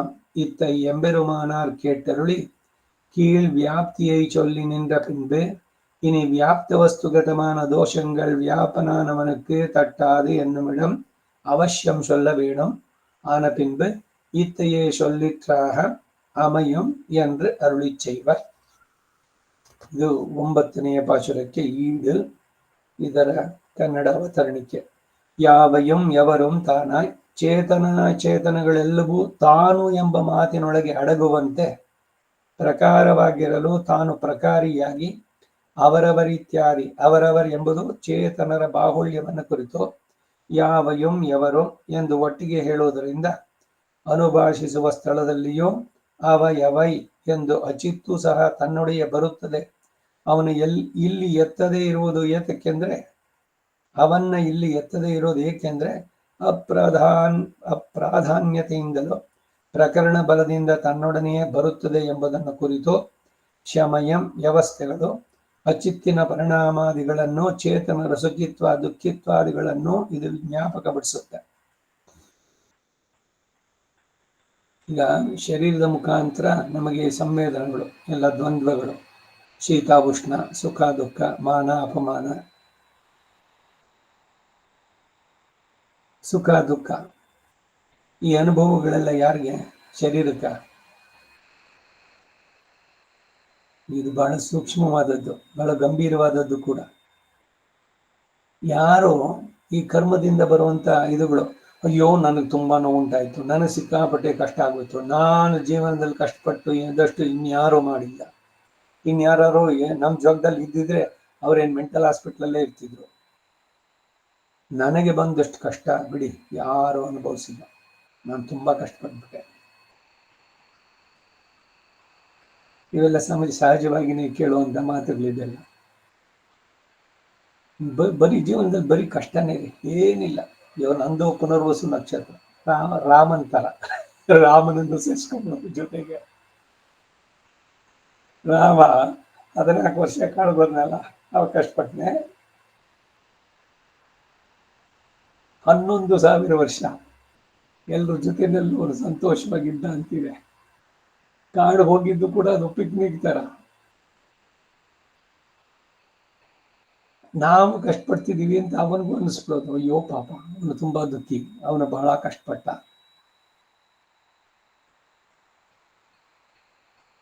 ಸುಖ ದುಃಖ ಇವುಗಳು ಯಾಕೆ ಬರುತ್ತೆ? ಈ ಶರೀರದ ಜೊತೆಗೆ ಬಂದಿದೆ. ಈಗ ರೋಗವೋ ಮತ್ತೊಂದು ಬಂದಾಗ ಅನುಭವಿಸ್ತಾ ಇದ್ದೀವಿ, ಹೌದು. ನೋವು, ಆ ನೋವಿನ ಅನುಭವ ಯಾರಿಗೆ? ಆತ್ಮನಿಗೆ. ಯಾಕೆ ಇದೆಲ್ಲ ಇಷ್ಟು ತೀವ್ರವಾಗಿ ಹೇಳ್ತಾ ಇದ್ದೀನಿ ಅಂದ್ರೆ, ಶರೀರದಿಂದ ಆತ್ಮ ಬೇರೆ, ಇದರಿಂದ ಬರುವ ಸಂವೇದನೆಗಳು ನನಗಲ್ಲ ಅನ್ನೋದನ್ನು ನೀವು ಪ್ರಧಾನವಾಗಿ ಗಮನಿಸಿದ್ರೆ ಕಷ್ಟವಾಗಿ ಕಾಣಿಸೋಲ್ಲ. ಶರೀರ ಇದೇ ಬರುತ್ತೆ. ಇದೇನೇ ರಮಣ ಫಿಲಾಸಫಿ ಕೂಡ. ಅವರ ಆತ್ಮ ಬೇರೆ, ಅದನ್ನ ಆತ್ಮವನ್ನು ಯಾರು ಏನು ಮಾಡ್ಲಿಕ್ಕಾಗಲ್ಲ. ಕರ್ಮವತ್ತೆಲ್ಲ ಶರೀರ ಬಂದಿದೆ, ಅದ್ರಲ್ಲಿ ಬಂದಿದ್ದ. ಅದಕ್ಕೇನೆ ಕೈನಲ್ಲಿ ಏನೋ ಒಂದು ಟ್ಯೂಮರು ಒಂದು ಇದಾಗಿದೆ. ಯಾರೋ ಭಕ್ತ, ಅವನ MBBS ಓದ್ದವನು, ಇನ್ನೇನೋ ಒಂದ್ಸಲಿ ಹೇಳಿದ್ದ ಇದ್ದ, ಇವರು ಧ್ಯಾನಸ್ಥರ ಕೂತ್ಬಿಟ್ಟಿದ್ದಾರೆ ಸಮಾಧಿ ಸ್ಥಿತಿನಲ್ಲಿ. ಆ ಹುಳುಗಳು ಇದೆಲ್ಲ ಇದೆ ಶರೀರದಲ್ಲಿ, ಮ್ಯಾಗ್ಗೆಟ್ಸ್ ಅಂತ, ಈ ಕೊಳಚೆ ಇದರಲ್ಲಿ ಬರುತ್ತಲ್ಲ, ಆ ರೀತಿ ಕ್ರಿಮಿಗಳೆಲ್ಲ ಇದಾಗಿ ಆಗಿದೆ. ಅವನು ಪಾಪ ಓದ್ತಾ ಇದ್ದವನು, ಡಾಕ್ಟ್ರು, ವೈದ್ಯಕೀಯ ವಿದ್ಯಾರ್ಥಿ. ಅಯ್ಯೋ ಪಾಪ ಗುರುಗಳಿಗೆ ಎಷ್ಟೆಲ್ಲ ನೋವಾಗ್ತಾ ಇದೆಯೋ, ಸಮಾಧಿ ಸ್ಥಿತಿಯಲ್ಲಿ ಇದ್ರು ಅಂತ ಹೇಳಿ ಅವನನ್ನೆಲ್ಲ ತೆಗೆದು ಕೀವು ಮತ್ತೊಂದು ಎಲ್ಲ ತೆಗೆದು ಡ್ರೆಸ್ ಮಾಡಿ ಎಲ್ಲ ಮಾಡ್ದ. ಇವ್ರದ್ದು ಸಮಾಧಿ ಸ್ಥಿತಿಯಿಂದ ಸಾಮಾನ್ಯ ಸ್ಥಿತಿಗೆ ಬಂದರು, ಜಾಗ್ರತ ಅವಸ್ಥೆಗೆ. ನೋಡಿದ್ರು ಕೈನಲ್ಲಿ ಬ್ಯಾಂಡೇಜ್ ಎಲ್ಲ. ಕೇಳಿದ್ರು ಯಾರು ಇದು ಮಾಡಿದ್ದು ಅಂತಂದ್ರು. ಅವನು ಬಹಳ ಖುಷಿಯಿಂದ ಬಂದು ಹೇಳ್ದ, ನಿಮ್ಗೆ ಎಷ್ಟೆಲ್ಲ ಇದಾಗ್ತಾ ಇತ್ತು ಅಂತ. ನಿನ್ಗೆ ಯಾರು ಹೇಳಿದ್ರು ಇದನ್ನೆಲ್ಲ ತೆಗಿಯೋಕೆ? ಆ ಶರೀರದ ಮೇಲೆ ಪಾಪ ಎಷ್ಟು ಪ್ರಾಣಿಗಳು ಅದನ್ನು ಆಶ್ರಯಿಸಿ ಇದ್ವು. ಬಾಯಿಲಿ ಅದೆಲ್ಲ ಏನೇನು ತೆಗೆದಾಕಿದ್ಯೋ ತಗೊಂಬ ಎಲ್ಲ ಅಂತ ಹೇಳಿ ಗಂಟು ತೆಗೆದು ಅದು ಏನೇನು ತೆಗೆದಿಂದ ಪಸ್ಸು ಮತ್ತೊಂದು ಎಲ್ಲದನ್ನು ತುಂಬಿಸಿ ಕಟ್ಟು, ಅದ್ರ ಜೊತೆಗೆ ಅದರಲ್ಲಿ ಇರಲಿ ಅಂತ. ಹಾಗಾದ್ರೆ ನೋವಾಗ್ಲಿಲ್ವ ಅವ್ರಿಗೆ? ನಾವೇನಾದ್ರೂ ಮನಸ್ಸನ್ನ ಈ ರೀತಿ ಮನಸ್ಸಿನಿಂದ ಇದಕ್ಕೆಲ್ಲ ಕಾರಣ ಶರೀರ ಕರ್ಮಯುತವಾಗಿ ಬಂದಿದ್ದು, ಆತ್ಮನಿಗಲ್ಲ ಅನ್ನೋದನ್ನು ಸ್ಪಷ್ಟವಾಗಿ ಮಾಡ್ಕೊಂಡ್ಬಿಟ್ರೆ ಈ ಸಂವೇದನೆನೇ ಇರೋದಿಲ್ಲ. ಶೀತ ಉಷ್ಣ, ಸುಖ ದುಃಖ, ಅಯ್ಯೋ ನನಗೆ ಕೋಲ್ಡ್ ಆಗ್ಬಿಟ್ಟಿದೆ. ಹಿಮಾಲಯದಲ್ಲಿ ಬರೀ ಒಂದು ಕೋಪಿಣ ಕಟ್ಕೊಂಡಿರ್ತಾರಲ್ಲ, ಆ ಪೂರ ಮಂಜು ಸುರಿತಾ ಇದೆ ಸುತ್ತ, ಹೆಂಗಿರ್ತಾರೆ? ಶರೀರವನ್ನ ಆ ರೀತಿ ಅವರು ಟ್ರೈನ್ ಮಾಡಿದ್ದಾರೆ. ಎಲ್ಲದಕ್ಕೂ ಆಗುತ್ತೆ. ಮಂಗಳಾರತಿ ತಗೊಂಡ್ರೆ ಉಷ್ಣ, ತೀರ್ಥ ತಗೊಂಡ್ರೆ ಶೀತ, ಇದು ಮಾತುಗಳನ್ನು ಕೇಳಿದ್ದೀವಿ. ಅಯ್ಯೋ ನನಗಾಗೋಲ್ಲ, ಅಯ್ಯೋ ನನಗಿದಾಗೋಲ್ಲ, ಅಯ್ಯೋ ನನಗೆ ನನ್ನ ತಲೆ ದಿಂಬಿ ಇದ್ರೆ ನಿದ್ದೆ ಬರೋಲ್ಲ, ನನಗೆ ಈ ಡೈರೆಕ್ಷನ್ ಇನ್ನೊಬ್ಬರ ಮೊದಲೇ ನಿದ್ದೆ ಬರೋಲ್ಲ, ನನಗೆ ಬೆಳಗಾದ ತಕ್ಷಣ ಕಾಫಿ ಕುಡಿದ ಇದ್ರೆ ಕಾಲ ಪ್ರವೃತ್ತಿ ಆಗೋಲ್ಲ, ಎಲ್ಲ ನಾವೇ ಮಾಡಿಟ್ಟಿರೋದು ಶರೀರನ. ಸಂವೇದನೆಗಳು ಇವುಗಳಿಂದ, ಇವೆಲ್ಲ ಏನು ಕಾರಣ? ಕರ್ಮದಿಂದ ಬಂದಂತಹದ್ದು. ಉದಾಹರಣೆಗಳು ಮುಂದಕ್ಕೆ ಬಹಳ ಸುಂದರವಾಗಿ ಕೊಟ್ಟಿದ್ದಾರೆ ಇಲ್ಲಿ. ಈಗ ಶರೀರದಲ್ಲಿ ಬಾಲ್ಯ, ಅಲ್ಲಿಂದ ಯೌವನ, ಪ್ರೌಢಾವಸ್ಥೆ, ವಾರ್ಧಕ್ಯ, ಇದು ಬಂತಲ್ಲ. ಯಾವ ಡೇಟ್ ನಲ್ಲಿ ನೀವು ಬಾಲ್ಯದಿಂದ ಪ್ರೌಢಾವಸ್ಥೆಯನ್ನ ಪಡೆದ್ರಿ? ಯುವಕಾವಸ್ಥೆಯಾಗಿ ಯೌವನ ಅದು ಯಾವಾಗಿತ್ತು? ಅಲ್ಲಿಂದ ಪ್ರೌಢಾವಸ್ಥೆ ಯಾವಾಗ ಬಂತು? ಏನಾದ್ರು ಡಿಮಾರ್ಕೇಶನ್ ಇದೆಯಾ? ಏನೋ ಫೋಟೋಗಳು ಇಟ್ಟಿದ್ದೆ ನೋಡಿ, ನಾನು ಚಿಕ್ಕವನಿದ್ದಾಗ ಹಿಂಗಿದ್ದೆ, ಕಾಲೇಜ್ನಲ್ಲಿ ಇದ್ದಾಗ ಹಂಗಿದ್ದೆ, ಯುವಕನಾಗಿದ್ದಾಗ ಹಂಗಿದ್ದೆ, ಕ್ರಾಫ್ ಹಂಗಿತ್ತು, ತಲೆ ಕೂದಲೆಲ್ಲ ಬಿದ್ದೋಯ್ತು. ಯಾವಾಗ ಆಯ್ತು ಇದೆಲ್ಲ? ಏನಾದ್ರು ಡೇಟ್ಸ್ಗಳು ನೆನಪಿದೆಯಾ? ಎಷ್ಟು ಸಹಜವಾಗಿ ಇವೆಲ್ಲ ಶರೀರಕ್ಕೆ ಆಯ್ತೋ ಆ ರೀತಿ ಅವಸ್ಥೆಗಳು ನಮಗೆ ಗೊತ್ತಿಲ್ಲದಂತೆ ಹೆಂಗಾಯ್ತು? ಉದಾಹರಣೆ ಇದೆಲ್ಲ ಇನ್ನು ಮುಂದೆ ಬರುತ್ತೆ ಅದರಲ್ಲಿ. ಹಾಗೆ ಇಲ್ಲಿ ಏನ್ ಪ್ರಧಾನವಾಗಿ ಹೇಳೋಕ್ ಬಂದಿದ್ದು ಅಂದ್ರೆ, ಮನಸ್ಸನ್ನ ಈ ಸಂವೇದನೆಗಳಿಗಿಂತ ಅತೀತನಾಗಿ ಮಾಡ್ಕೊಳ್ಬೇಕು. ಬರುತ್ತೆ, ಕರ್ಮಯುತವಾಗಿ ಬಂದಿದ್ದು ಅನುಭವಿಸ್ಬೇಕು. ತಾಮ್ ತಿತಿಕ್ಷಸ್ವ. ಈಗ ತಾನು ಹೇಳ್ತಾ ಇದ್ದೆ, ಇಷ್ಟೆಲ್ಲ ಕಾಲಕ್ಷೇಪ ಎಲ್ಲ ಆಯ್ತು, ಆದ್ರೂ ಒಂದ್ಸಲಿ ಜಾತಕ ತೋರ್ಸೋಣ. ಅಯ್ಯೋ ಅವ್ರೇನೋ ಹೇಳಿದ್ರು, ಯಾವುದೋ ಸರ್ಪದೋಷ, ಇನ್ನೆಂಥದೋ ಒಂದು ಮತ್ತೊಂದು, ಅದಕ್ಕೇನೋ ಒಂದು ಮಾಡಿಸಿ, ಸರಿ ಒಬ್ರದಾಯ್ತು, ಇನ್ನೊಬ್ರನ್ನ ಕೇಳಿ, ಆ ಮತ್ತೊಬ್ಬರ ಹತ್ರ ಜಾತಕ ತಗೊಂಡೋಗಿ. ಏನಿದು ಈ ಕಾಲಕ್ಷೇಪ ಕೇಳಿದೇನು? ಉದ್ದೇಶ ಏನು ಗಾರೆ? ಅದ್ರದ್ದೇನು ಸಾರ್ಥಕತೆ? ಭಗವದ್ಗೀತೆ ಕಾಲಕ್ಷೇಪವನ್ನು ಕೇಳಿದ್ದಾಯ್ತು. ಅವನೇನು ಹೇಳಿದ್ದು? ಕರ್ಮಯುತವಾಗಿ ಬಂದಿದ್ದನ್ನ ಅನುಭವಿಸೋದನ್ನ ಹೇಳೋದಕ್ಕೆ ನೀವು ಹೇಳ್ಬೇಕಾ? ಇಲ್ದಿದ್ದು ನಾವು ಕೇಳಿದ್ದನ್ನ ಕಾಲಕ್ಷೇಪ ಕೇಳಿದ್ರೆ ಆ ಅನುಭವಿಸುವಾಗಿರುವಂತ ಅಷ್ಟೊಂದು ದುಃಖ ಇದೆಯಲ್ಲ, ಅದನ್ಸೋಲಿಲ್ಲ. ದುಃಖವಾಗಿ ಕಾಣಿಸೋಲ್ಲ. ಆ ತೀವ್ರತೆ ಇದೆಯಲ್ಲ, ಉದ್ವೇಗಗಳು, ಅದೆಲ್ಲ ಹೋಗ್ಬೇಕು. ಇದನ್ನೇನೆ ಪ್ರೌಢಿಮೆ ಅಂತ ಹೇಳೋದು, ಮೆಚುರಿಟಿ. ವೈರಾಗ್ಯೇನ ಚ ದೃಶ್ಯತೆ. ಭಗವಂತನ ಬಗ್ಗೆ ತತ್ವಜ್ಞಾನ ಇದೆಲ್ಲ ಬಂದಾಗ ಇದು ಯಾವುದಕ್ಕೂ ಅಧೈರ್ಯ ಉಂಟಾಗೋದಿಲ್ಲ. ವಾರ್ಧಕ್ಯದಲ್ಲಿ ಸಹಜವಾಗಿ ಹೋಗೋದೆ, ಎಲ್ಲೋ ಕಡ್ತ, ಏನೋ ಕೆರ್ತ, ಇನ್ನೇನೋ ಒಂದು ನೋವು, ಇನ್ಯಾನೋ ನೆನ್ನೆ ಇದ್ದಿದ್ದಂಗೆ ಇವತ್ತಿಲ್ಲ, ಇವತ್ತಿದ್ದಂಗೆ ನಾಳೆ ಇರ್ತೀವೋ ಇಲ್ಲೋ ಗೊತ್ತಿಲ್ಲ. ಒಂದೊಂದು ಕ್ಷಣವೂ ಹಾಗೆ. ಒಂದ್ ಸ್ವಲ್ಪ ಆಯ್ತು ಅಂದ್ರೆ ಏನು ಮನಸ್ಸಿಗೆ ಉದ್ವೇಗ, ಸರಿ ಏನು ಹೋಗೋಣ, ಸುಮ್ಮನೆ ಇವರು ಆರ್ಡಿನರಿ ಡಾಕ್ಟರ್ಗಳು ಬೇಡವೇ ಬೇಡ, ಡೈರೆಕ್ಟ್ ಸ್ಪೆಷಲಿಸ್ಟ್ ಹತ್ರ. ಅವ್ರು ಕಾಯ್ತಾ ಇರ್ತಾರೆ ಇಂಥ ಮಿಕ್ಕಗಳು ಸಿಗ್ತಾರಾ ಅಂತ. ಬಂದಿದ ತಕ್ಷಣ ಬರ್ಕೊಳ್ತಾರೆ, CT ಸ್ಕ್ಯಾನ್ ಮಾಡಿಸ್ಬಿಡಿ, MRI ಮಾಡಿಸ್ಬಿಡಿ, ಎಂಡೋಸ್ಕೋಪಿ ಮಾಡಿಸಿ, ಇನ್ನೆಂಥದೋ ಒಂದು ಮಾಡಿ. ಸರಿ, ಅಲ್ಲಿ ಹೋಗಿ ಸುರಿದು ಲ್ಯಾಬ್ರೇಟರಿಗಳಲ್ಲಿ ಅವ್ರಿಗೂ ಇವ್ರಿಗೂ ಕನೆಕ್ಷನ್ ಡಾಕ್ಟರ್ಗಳಿಗೆ ಬರ್ಕೊಡ್ತಾರೆ, ಅಲ್ಲೋಗಿ ಮಾಡಿಸ್ಕೊಂಬನ್ನಿ. ನಿಮಗೆ ಕೇಳಿಸೋಲ್ವಾ? ಹೀರಿಂಗ್ ಏಡ್ ತೊಗೊಂಬಿಡಿ, ಒಂದು ಟೆಸ್ಟ್ ಮಾಡಿಸ್ಕೊಂಬನ್ನಿ ಅದಕ್ಕೆ ಮೊದಲು, ಆಡಿಯೋಮೆಟ್ರಿ. ಸರಿ, ಅಲ್ಲಿ ಮಾಡಿಸ್ಕೊಂಡು ಬನ್ನಿ. ಆಯಿತು, ಅವರು 1000 ರೂಪಾಯಿ 2000 ರೂಪಾಯಿ ಅಂದರು. ಅದಾದಮೇಲೆ ನೋಡಿ ಅವರೇ ತೆಗೆದುಕೊಟ್ಬಿಡಿ, ಎಲ್ಲ ನಿಮ್ಗೆ ಕಿವಿಗೆ ಹಾಕಿಸ್ಕೊಂಡ್ರೆ ಒಳ್ಳೇದು, ಈ ಕಿವಿಗೆಲ್ಲ ಆ ಕಿವಿಗೂ ಒಟ್ಟಿಗೆ ಹಾಕಿಸ್ಕೊಂಡ್ಬಿಡಿ. ಇದಕ್ಕೊಂದು 45,000, ಅದಕ್ಕೊಂದು 50,000, 1 ಲಕ್ಷ, 1.5 ಲಕ್ಷ. ಅದಕ್ಕೇನು ಒಂದು ಸ್ವಲ್ಪ ಕನ್ಸೆಷನ್ ಕೊಡೋಣ. ಆಮೇಲೆ ಆ ಡಾಕ್ಟ್ರ್ ಹತ್ರ ಇದನ್ನೆಲ್ಲ ನೀವು ಸ್ವಲ್ಪ ನಾನು ನಿಧಾನಕ್ಕೆ ಬರ್ತೀನಿ ಅಂತ ಅಂದ್ಬಿಟ್ಟು ಆಮೇಲೆ ಇನ್ನೆಲ್ಲ ಹಾಕಿಸ್ಕೊಂಡು ಬನ್ನಿ. ಆಮೇಲೆ ಎಂದಿರ್ತಾರೆ ಅವರು ಫಾಲೋ ಅಪ್ ವರ್ಕ್. ಯಾಕೆ ನಾನು ಹೇಳಿದ ಕಡೆನಲ್ಲೇ ಮಾಡಿಸ್ಕೊಳ್ಳಿಲ್ಲ? ನೀವು ಅವ್ರ ಹತ್ರನೇ ಬಾರ್ಗೇನ್ ಮಾಡ್ಬೋದಾಗಿತ್ತಲ್ಲ. ಯಾಕೆಂದ್ರೆ ಅವ್ರಿಗೆ ಅದ್ರಲ್ಲಿ ಪರ್ಸೆಂಟೇಜ್ ಇದೆ ದುಡ್ಡು. ಇದೇನು ಯಾವ ಮೂರ್ಖನಿಗೂ ಗೊತ್ತಾಗೋದಿಲ್ವೇ ಪೇಷಂಟ್ಸ್ಗೆ? ಹೇಗೆ ಸೀನಿಯರ್ಸ್ನ ಇವರು ಎಕ್ಸ್ಪ್ಲೈಟ್ ಮಾಡ್ತಾರೆ, ENT ಸ್ಪೆಷಲಿಸ್ಟ್. ಇದಾದ್ಮೇಲೆ ಅಲ್ಲಿ ಬಂದ್ರು ಹೀರಿಂಗು ಇದ್ರದಕ್ಕೆ. ಅವ್ರು ಹೇಳಿದ ಕಡೆ ತಗೊಳ್ಳಿಲ್ಲ ಅಂತ ಬನ್ನಿ ಅಂತಂದ್ರು. ಏನಿಲ್ಲ, ಕೇಳಿದ್ ಏನಾಯ್ತು ಅಂತ ಅಷ್ಟೇ. ಒಂದ್ಸಲಿ ಮುಟ್ಟು ನೋಡ್ಲಿಲ್ಲ, 800 ರೂಪಾಯಿ. ಮತ್ತೆ ಫಸ್ಟ್ ಕನ್ಸಲ್ಟೇಷನ್ 700, ಆಮೇಲೆ 800. ಈ ರೀತಿ ರಕ್ತ ಹೀರಿದ್ರೆ ಅನುಭವಿಸ್ತಾರೆ ಆಮೇಲೆ ಕರ್ಮ. ಇವಕ್ಕೆಲ್ಲ ಏನ್ ಕಾರಣ? ನಮ್ಮಗಳಿಗೆ ಮನಸ್ಸಿನಲ್ಲಿ ಏನೋ ಉದ್ವೇಗ, ಏನಾಗ್ಬಿಡುತ್ತೋ ನಾಳೆ, ಕಿವಿ ಕೇಳಿಸ್ದಿದ್ರೇನೋ, ಕಣ್ ಕಾಣಿಸ್ದಿದ್ರೇನೋ. ನಂಬ್ತೀವ ನಾವು ಭಗವಂತ ಇದ್ದಾನೆ, ಅವನೇ ಬಂದು ರಕ್ಷಕನಾಗಿದ್ದಾನೆ, ಎಲ್ಲ ಬೇಕಾದಷ್ಟು ಉದಾಹರಣೆಗಳನ್ನೆಲ್ಲ ಕೊಟ್ಟಿದ್ದಾಯ್ತು. ಆದ್ರೆ ಮನಸ್ಸಿನಲ್ಲಿ ಆ ನಂಬಿಕೆ, ಪೂರ್ಣವಾದ ವಿಶ್ವಾಸ ಅದು ಯಾಕೆ ಉಂಟಾಗೋಲ್ಲ? ಯಾರಿಗಾರು ತೋರ್ಸೋಣ, ಏನಿದ್ರು ಒಂದ್ಸಲಿ ಸ್ಪೆಷಲಿಸ್ಟ್ ಕನ್ಸಲ್ಟ್ ಮಾಡ್ಬೋಣ.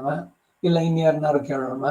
ಸರಿ, ಒಬ್ಬೊಬ್ಬರ ತಲೆಗೆ ಒಂದೇನನ್ನು ಹೇಳ್ತಾರೆ ಸಲಹೆಗಳು, ಅವೆಲ್ಲ ಮಾಡ್ಕೊಂಡು ಬನ್ನಿ. ಒಬ್ರದಾಯ್ತು, ಇನ್ನೇನೋ ಶಾಂತಿ ಮಾಡಿಸಿ, ಅವ್ರು ಯಾರೋ ಜ್ಯೋತಿಷಿ, ಅವ್ರು ಚೆನ್ನಾಗಿ ಹೇಳ್ತಾರೆ, ಅವ್ರ ಹತ್ರ ಹೋಗಿ ಇನ್ಯಾವುದೋ ಒಂದು ಮಾಡಿ, ಒಂದು ಮಂಡಲ ಪೂಜೆ ಮಾಡಿ, ಇನ್ನೇನೋ ಸುಬ್ರಹ್ಮಣ್ಯನ್ಗೆ ಹೋಗಿ ಬನ್ನಿ. ಏನೇನೋ ಪ್ರಯತ್ನಗಳು ಮಾಡಬಾರ್ದ? ಮನುಷ್ಯ ಪ್ರಯತ್ನದಲ್ಲಿ ಏನ್ ಸಾಧ್ಯ? ಡಾಕ್ಟರ್ ಹತ್ರ ಹೋಗ್ಬೇಡಿ ಅಂತ ಹೇಳ್ತಾ ಇಲ್ಲ ನಾನು. ಆದ್ರೆ ಭಗವಂತನ ನಂಬುತ್ತೀರೋ? ಡಾಕ್ಟರ್ ಹೇಳಿದ ಮಾತು ಅಥವಾ ಪಕ್ಕದವರ ಇನ್ನೊಬ್ರು ಹೇಳಿದ್ದು, ನೀವು ಪ್ರಪತ್ತಿ ಮಾಡಿಸ್ಕೊಂಡ್ಬಂದ್ರಿ ಅದಕ್ಕೆ ಇದೆಲ್ಲ ಆಗಿದ್ದು ಅಂತ. ಅವಾಗ ಸಂದೇಹ, ಅಯ್ಯೋ ನಾನು ಮಾಡಿಸ್ಕೊಳ್ಬಾರ್ದಾಗಿತ್ತೇನೋ. ಇದು ಕಾಲಕ್ಷೇಪ ಕೇಳದವರಿಂದ ಇದೆ ಇದು. ಎಷ್ಟರ ಮಟ್ಟಿಗೆ ಮನಸ್ಸಿನಲ್ಲಿ ಅಧೈರ್ಯ, ಚಂಚಲತೆ, ಅನಿಶ್ಚಿತತೆ ಇವೆಲ್ಲ ಅವನಿಗೆ ಒಪ್ಸದ ಮೇಲೆ ನಾವು ನೆಮ್ಮದಿ ಇರೋದು ತಾನೆ. ಅವನೇ ತೋರಿಸ್ತಾನೆ ಪ್ರೇರಕನಾಗಿಯೂ ಕೂಡ ಏನಾಗಬೇಕು ಏನು ಅಂತ ಅಂದ್ಬಿಟ್ಟು ಅಂತ. ದ್ವಂದ್ವಗಳು ಯಾಕೆ ಬಂತು? ಇದೆಲ್ಲ ಸುಖನೋ ದುಃಖನೋ ಕ್ಲೇಶ ಎಲ್ಲ ನಮ್ಮ ಕರ್ಮಯತ್ವಾಗಿ ಬಂದಿದ್ದು. ಅವಶ್ಯಂ ಅನುಭೋಕ್ತವ್ಯಂ. ಪ್ರಬಲತರ ಪ್ರಾಚೀನ ಕರ್ಮದಿಂದ ಬಂದಿರೋದು ಈ ಪ್ರಾರಬ್ಧ ಕರ್ಮ, ಅನುಭವಿಸಿ ಮುಗಿಸ್ಬೇಕು. ಈಗ ಭಗವಂತ ಇದ್ದಾನೆ, ಇದೆಲ್ಲ ಕರ್ಮದಿಂದ ಬಂದಂತಹದ್ದು ಅನ್ನೋವನು ಅನುಭವಿಸೋದಕ್ಕೂ ಸಾಮಾನ್ಯ ಜನತೆ ಬೇರೆಯವ್ರದ್ದು ಲೋಕದಲ್ಲಿ ಲೋಕಾರೂಢಿನಲ್ಲಿರೋದು ಅವರು ಅನುಭವಿಸ್ ಕಷ್ಟ ಕ್ಲೇಶಗಳು ಇವರು ಅನುಭವಿಸಲ್ಲ. ಮಾನಸಿಕವಾಗಿ ಅಷ್ಟೊಂದು ದುಃಖ ಪಡೋದಿಲ್ಲ ಇವರು. ಮನೋದಾರ್ಢ್ಯತೆ ಬೆಳೆಸ್ಕೊಳ್ಳೋದು ಹೀಗೆ. ಪ್ರಪತ್ತಿ ಮಾಡ್ಕೊಂಡಿದ್ದೇನೆ, ಹೇಳಿದ್ದಾರೆ ಕ್ಯಾನ್ಸರ್ ಬಂದಿದೆ ಇನ್ನೇನು ಅಂತ, ಎಷ್ಟು ದಿವಸ ಬದುಕ್ತೀನಿ ಕೇಳಿದ್ರು. ಆಗಿದ್ದುಂಟು ಬೇಕಾದಷ್ಟು ಈಗ ಘಟನೆಗಳಲ್ಲಿ. ಅವ್ರು ಹೇಳಿದ್ರು ಮಗನಿಗೆ ಕರ್ಕೊಂಡೋಗೋ ಮನೆಗೆ ನನಗೆ ಇನ್ಯಾವ ಮಾತನ್ನು ಬೇಡ, ಎಲ್ಲ ನಿಲ್ಲಿಸ್ಬಿಡು, ಅನ್ನು ಎಷ್ಟು ದಿವಸ ಭಗವಂತನ ಸಂಕಲ್ಪ ಇದೆಯೋ ಅಷ್ಟು ದಿವಸ ಇರ್ತೀನಿ. ಅವ್ರು ಹೇಳಿದ್ದನ್ನು 3 ತಿಂಗಳು ಅಂತ. 3 ತಿಂಗಳಲ್ಲಿ ನಾನೇನು ಇಲ್ಲಿ ಮಾಡಬೇಕಾಗಿತ್ತು ಅದು ಮಾಡಿ ಮುಗಿಸಿದ್ದು. ಆ ಖಟ್ವಾಂಗನ ಕತೆ ಹಿಂದೆ ಹೇಳಿದ್ದಿತ್ತು. ಇಂದ್ರನಿಗೆ ಯುದ್ಧದಲ್ಲಿ, ಅಸುರರ ಜೊತೆಗೆ ಯುದ್ಧದಲ್ಲಿ ಸಹಕರಿಸಕ್ಕೆ ಹೋಗಿದ್ದವನು ಖಟ್ವಾಂಗ, ಭೂಲೋಕದ ದೊರೆ, ಧರ್ಮಿಷ್ಠ. ಇಲ್ದಿದ್ದ ಅವನು ಸ್ವರ್ಗ ಪ್ರವೇಶ ಆಗೋದಿಲ್ಲ. ಒಳ್ಳೆ ಪರಾಕ್ರಮಿ. ಇಂದ್ರನಿಗೆ ಸಹಕರಿಸಿದ, ಎಲ್ಲ ಆಯ್ತು, ಇಂದ್ರನಿಗೆ ಜಯ ಸಿಕ್ತು ದೇವತೆಗಳಿಗೆ. ಆಮೇಲೆ ಏನು ಕೇಳ್ದ, ಇಂದ್ರ ನೀವೆಲ್ಲ ದೇವತೆಗಳು, ನನಗಿನ್ನು ಆಯಸ್ಸು ಎಷ್ಟಿದೆ ಹೇಳು ಅಂತ. ಅವನು ಕಣ್ಮುಚ್ಕೊಂಡು ನೋಡ್ಬಿಡಿ, ಇನ್ನು ಅರ್ಧ ದಿವಸ ಇದೆ ಅಷ್ಟೇ, ನಿನ್ಗೆ ಆಗೋಯ್ತು ಅಂತ. ಹಾಗಾದ್ರೆ ನನಗೆ ಸಮಯ ಜಾಸ್ತಿ ಇಲ್ಲ ಅಂತ ಹೇಳಿ ಸ್ವರ್ಗದಿಂದ ನೇರವಾಗಿ ಬಂದು ಮಗನಿಗೆ ರಾಜ್ಯಾಭಿಷೇಕ ಒಪ್ಪಿಸಿ ಅರ್ಧ ದಿವಸದಲ್ಲಿ ಅವನ ಬಾಳಿನ ಸಾರ್ಥಕತೆ ಮಾಡ್ಕೊಂಡು ಮೋಕ್ಷ ಕೊಡೋದ ಅವನು. ಹಾಗೆ ಈ ಕ್ಯಾನ್ಸರ್ ಆಗಿದೆ, ಇನ್ಕ್ಯೂರಬಲ್, ಮತ್ತೊಂದೊಂದು ಗೊತ್ತಾದ್ರೆ ನೀವು ಧನ್ಯವಾದ ಹೇಳಬೇಕು. ಯಾಕೆ? ನಮಗೆ ಸಮಯ ಇಷ್ಟಿದೆ, ಅಷ್ಟರಲ್ಲಿ ಏನ್ ಮಾಡ್ಬೇಕು ಮಾಡಿ ಮುಗಿಸ್ಬಿಡಿ. ಆದ್ರೆ ಎಲ್ರಿಗೂ ಸಾಧ್ಯವಾಗುತ್ತೋ ಇದು? ಅವ್ರು ಹೇಳ್ಬಿಟ್ರೆ ಇವತ್ತು ಇನ್ನೊಂದು 3 ತಿಂಗಳು ಇರ್ತಾರೆ, ಇವತ್ತೇ ಸತ್ತಂತ ಆಗ್ಬಿಡ್ತಾರೆ ಅವರು. ಯೋ ಐಪಚ್ಚಿ ಎಲ್ಲ ಮುಗ್ದೇ ಹೋಯ್ತು. ಏನು ಆ ಡಾಕ್ಟರ್ ಸರ್ಟಿಫಿಕೇಟ್ ಮಾಡಿದವರು 3 ತಿಂಗಳು ಅಂತಿದ್ರು, ಇವ್ರು 3 ವರ್ಷ ಬದುಕಿದ್ದಾರೆ. ಆಮೇಲೆ ಡಾಕ್ಟರ್ ಏನ್ ಭಗವಂತನ? ಯಾವುದರಲ್ಲಿ ನಂಬಿಕೆ? ಏನಿದು? ಹಾಗಾಗಿ ಮನಸ್ಸಿನ ಶಕ್ತಿ ಇವುಗಳನ್ನ, ಮನೋದಾರ್ಢ್ಯತೆ ಇದ್ರೆ ಮೃತ್ಯುವಿನ ಬಾಯಿಗೆ ಬಂದವರು ಕೂಡ ಬದುಕಿ ಬಂದವರು ಇದ್ದಾರೆ. ಅವರ ಸಂಕಲ್ಪ, ದೃಢ ಸಂಕಲ್ಪ, ಭಗವಂತ ನಾನು ಇಷ್ಟು ಬೇಗ ಬಿಡೋದಿಲ್ಲ, ನಿನ್ನ ಕೃಪೆಯಿಂದ ನಾನು ಇನ್ನೊಂದಷ್ಟು ನಿನ್ನ ಕೈಂಕರ್ಯ ಮಾಡಬೇಕು, ಅದಕ್ಕಾಗಿ ನನ್ನ ಶರೀರ ಇರಬೇಕು, ನಾನಿಲ್ಲಿ ಪರ್ಮನೆಂಟ್ ಆಗಿರ್ತೀನಿ ಅಂತಿಲ್ಲ. ಹೀಗೆ ಈ ಸುಖ ದುಃಖ ಇವುಗಳು ಬಂದಾಗ, ಸುಖ ಬಂದಾಗ ಹಿಗ್ಗದೆ, ದುಃಖ ಬಂದಾಗ ಕುಗ್ಗದೆ, ಎಲ್ಲ ಪಾಸಿಂಗ್ ಕ್ಲೌಡ್ಸು, ಚಲಿಸುವ ಮೋಡಗಳು, ಆ ರೀತಿ ಇವೆಲ್ಲ ಅಂತ ಹೇಳಿ ಭಗವಂತನ ನಂಬಿದ್ದೆ ಆದ್ರೆ ಅಂಥವನಿಗೆ ಬೇರೆ ಸಾಮಾನ್ಯರಂತೆ ಅವನು ದುಃಖನೂ ಪಡೋಲ್ಲ, ಅತಿಯಾಗಿ ಸುಖನೂ ಪಡೋಲ್ಲ. ಇದು ಸಂದೇಶ. ಅಚಿತ್ತಿನ ಪರಿಣಾಮಾದಿಗಳನ್ನ, ಚೇತನರ ಸುಖಿತ್ವ ದುಃಖಿತಗಳನ್ನ ಅದು ಜ್ಞಾಪಕ ಪಡಿಸುತ್ತೆ. ತೋಯವಿಲನ್, ಚೇತನ ಅಚೇತನಗಳು ತಾನು ಎಂಬುವ ಮಾತಿನೊಳಗೆ ಅಡಗುವಂತೆ ಅವುಗಳೊಡನೆ ಕಲೆತು ನಿಂತರೂ ಅವುಗಳ ದೋಷಗಳು ತನ್ನಲ್ಲಿ ಅಂಟದಂತೆ ನಿಲ್ತಾನೆ. ಅನಶ್ನನ್ನ ಬಿಚಾಕಶೀತಿ, ಈಗಾಗಲೇ ಹಿಂದೆನೆ ಹೇಳಿದೆ ನಾನು, ಅದನ್ನೇ ಇಲ್ಲಿ ಉಲ್ಲೇಖ ಕೊಟ್ಟಿದ್ದಾರೆ ಈಡಿನಲ್ಲಿ.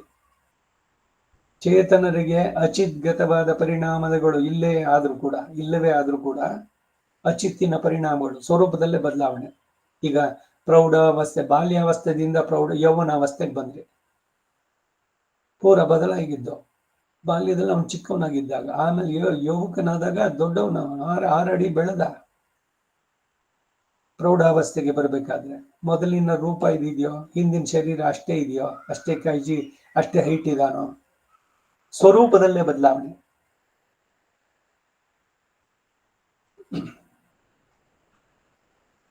ಚೇತನರಿಗೆ ಅಚಿದ್ಗತವಾದ ಪರಿಣಾಮಾದಿಗಳು ಇಲ್ಲವೇ ಆದ್ರೂ ಕೂಡ, ಈಗ ಒಳಗಿರೋ ಆತ್ಮ ಏನಾದ್ರು ಬದಲಾವಣೆ ಆಗ್ತಾನೋ? ಬಾಲ್ಯದಲ್ಲಿದ್ದಂತ ಆತ್ಮ ಬೇರೆ, ವಯಸ್ಸಾದ್ಮೇಲೆ ಆತ್ಮ ಬೇರೆನಾ? ಆತ್ಮದ ಸ್ವರೂಪದಲ್ಲಿ ಯಾವ ಬದಲಾವಣೆಯೂ ಇಲ್ಲ. ಅಣುವಿನಂತೆ ಅವನು. ಅಣೋರಣೀಯಾನ್ ಮಹತೋ ಮಹೀಯಾನ್ ಅಲ್ಲಿ ಹೇಳ್ಬೇಕಂದ್ರೆ ಭಗವಂತನಿಗೆ ಅಣುವಿನಲ್ಲಿ ಅವನು. ಇವನು ವಯಸ್ಸಾದ್ಮೇಲೂ ಕೂಡ ಅವನ ಸ್ವರೂಪ ಏನು ಅಂದ್ರೆ ಅಣು ಪ್ರಮಾಣ. ಅದಕ್ಕೆ ಅವನು ಯಾರ ಕಣ್ಗೂ ಕಾಣಿಸೋಲ್ಲ, ಭಗವಂತನು ಕಾಣಿಸೋಲ್ಲ, ಜೀವಾತ್ಮನು ಕಾಣಿಸೋಲ್ಲ. ಇವರಿಬ್ಬರನ್ನು ನೋಡ್ಬೇಕಾದ್ರೆ ನೀವು ಶ್ರುತಿಗಳಿಂದಲೇ ತಿಳ್ಬೇಕು. ಶ್ರುತ್ಯೈಕ ಗಮ್ಯಂ, ಪ್ರತ್ಯಕ್ಷವಾಗಿ ಇಂದ್ರಿಯಗಳಿಂದ ಆತ್ಮವನ್ನು ನೋಡಕ್ ಸಾಧ್ಯನೋ? ಹಾಗೆ ಅದೇ ರೀತಿ ಅಚಿದ್ಗತವಾದ ಪರಿಣಾಮಗಳು ಯಾವುದೋ ಅವನಿಗಿಲ್ಲ, ಆತ್ಮನಿಗೆ. ಆ ಅಚಿತ್ ಸಂಸರ್ಗದಿಂದ ಸುಖಿತ್ವ ದುಃಖಿತ್ವಗಳು ಉಂಟಾಗುತ್ತೆ. ಶರೀರದ ಮುಖಾಂತರ ಇವನಿಗೆ ಸುಖವೋ ದುಃಖವೋ ಉಂಟಾಗತ್ತೆ. ಹಾಗೇನೆ ಈ ಚೇತನ ಅಚೇತನಗಳೆಲ್ಲವನ್ನೂ ಕೂಡ ಅಂತಃ ಪ್ರವೇಶಿಸಿ ವ್ಯಾಪಿಸಿ ನಿಂತರೆ ಅವುಗಳಲ್ಲಿರುವ ದೋಷ ಇವನನ್ನ ಸ್ಪರ್ಶಿಸದೋ ಅಂತ ಕೇಳಿದ್ರೆ ಅವುಗಳಿಂದ ಅಸಂಸ್ಪೃಷ್ಟನಾಗಿರುತ್ತಾನೆ ಅಂತಾರೆ. ಭಗವಂತ ಒಳಗಡೆ ಇದ್ರೂ ಕೂಡ ಅವನಿಗೆ ಯಾವ ದೋಷವೂ ಬರೋಲ್ಲ. ಪ್ರಕೃತಿ ಸಂಬಂಧದಿಂದ ಬರುವಂತಹದ್ದು ಶರೀರದಲ್ಲಿ ಬದಲಾವಣೆಗಳು, ಅದರಿಂದ ಒಳಗಡೆ ಇರೋ ಪರಮಾತ್ಮನಿಗೇನಿಲ್ಲ. ಹಾಗೇನೆ ಆತ್ಮನಿಗೆ ಬರುವ ಸುಖ ದುಃಖಗಳು ಅದು ಕೂಡ ಅವನಿಗಂಟೋದಿಲ್ಲ, ಒಳಗಡೆ ಇದ್ದಾನವನು. ಎಲ್ಲದರಲ್ಲೂ ಇದ್ದಾನೆ, ಎಲ್ಲವನ್ನು ವ್ಯಾಪಿಸಿದ್ದಾನೆ, ಎಲ್ಲಿ ಏನಾಗುತ್ತೆ ಅನ್ನೋದು ಎಲ್ಲವನ್ನೂ ತಿಳಿದಿದ್ದಾನೆ. ಸರ್ವಸ್ಯ ಈಶ, ಸರ್ವಶೇಷಿ, ಸರ್ವಾಧಾರ, ಸರ್ವ ನಿಯಾಮಕ. ಕಾಲ ದೇಶ ಯಾವ ಇದಕ್ಕೂ ಪರಿಮಿತಿಗೆ ಒಳಪಡದವನು. ಸರ್ವದೇಶ, ಸರ್ವಕಾಲ, ಸರ್ವ ಅವಸ್ಥೆನಲ್ಲಿ ಇರುವಂತವನು. ಈಗ ನಾನು ಇಲ್ಲಿದ್ದೀನಿ, ನಾನು ನಮ್ಮೂರಿನಲ್ಲೂ ಇದ್ದೀನಿ, ಇನ್ನೊಂದು ಕಡೆನೂ ಇದ್ದೀನಿ ಅಂದ್ರೆ ಹೇಗಾಗುತ್ತೆ? ಸಾಧ್ಯನೋ? ನಾನು ಒಂದು ಪ್ರದೇಶಕ್ಕೆ, ಒಂದು ಕಾಲಕ್ಕೆ, ಒಂದು ಇದಕ್ಕೆ ಸೀಮಿತ. ಇಲ್ಲಿ ಇದ್ಬಿಟ್ಟು ಇನ್ನೊಂದು ಕಡೆ ಇರ್ಲಿಕ್ಕಾಗಲ್ಲ. ಆದ್ರೆ ಭಗವಂತನಿಗೆ ಹಂಗಿಲ್ಲ. ಅವನು ಎಲ್ಲ ಕಾಲದಲ್ಲೂ, ಎಲ್ಲ ಅವಸ್ಥೆಗಳಲ್ಲೂ, ಸರ್ವ ದೇಶ, ಸರ್ವಕಾಲ, ಸರ್ವ ಅವಸ್ಥೆಗಳಲ್ಲೂ ಇರೋದಕ್ಕೆ ಸಾಧ್ಯವಾಗೋದು ಅವನಿಗೆ ಮಾತ್ರ ಸಾಧ್ಯ. ಎಲ್ಲವನ್ನು ಮಾಡಿದ್ರು ಇವರುಗಳಿಗೆ ಸುಖಿತ್ವ ದುಃಖಿತ್ವಗಳು ಇಲ್ಲದೆ ಇದ್ರು ಕೂಡ ಆ ಅಚ್ಚಿತ್ತಿನೊಡನೆ ಸೇರ್ವೆಯಿಂದಲ್ಲವೋ ಅದು ಉಂಟಾಗೋದು. ಶರೀರದ ಸಂಬಂಧದಿಂದ ತಾನೇ ಇವನಿಗೆ ಸುಖ ದುಃಖ ಅನ್ನುವ ಅನುಭವಗಳು. ಶರೀರವೇ ಇಲ್ದಿದ್ರೆ ಹಾಗಾದ್ರೆ ಪ್ರೇತ ಶರೀರದಲ್ಲಿ ಸುಖ ಇಲ್ಲ, ಅವರು ಬಹಳ ಕಷ್ಟಪಡ್ತಿರ್ತಾರೆ ಅಂತಿರಲ್ಲ. ಅಂತ ಪ್ರೇತ ಶರೀರ ಹೇಳೋ ಸೆಂಟೆನ್ಸ್ ನಲ್ಲೇ ಇದೆ. ಆ ಶರೀರ ಇದೆ ಅಲ್ಲಿ, ಆತ್ಮನಿಗೆ ಅಪ್ರೇತತ್ವ ಉಂಟಾಗಿದೆ. 11ನೇ ದಿವಸ ಏಕಾಹ ಇತಃ ಪರಂ ಪ್ರೇತ ಶಬ್ದಂ ನಾಸ್ತಿ ಸಪಿಂಡೀಕರಣ ಮಾಡಿದಾಗ ಆ ಪ್ರೇತ ಶರೀರ ಹೋಯ್ತು ಅವನಿಗೆ. ಆಮೇಲೆ ಏನು, ವಸು ಗಣಕ್ಕೆ ಸೇರಿದ. ಅಲ್ಲಿ ತನಕ ಆ ಪ್ರೇತ ಶರೀರದಲ್ಲಿ ಇದ್ದಿದ್ದು.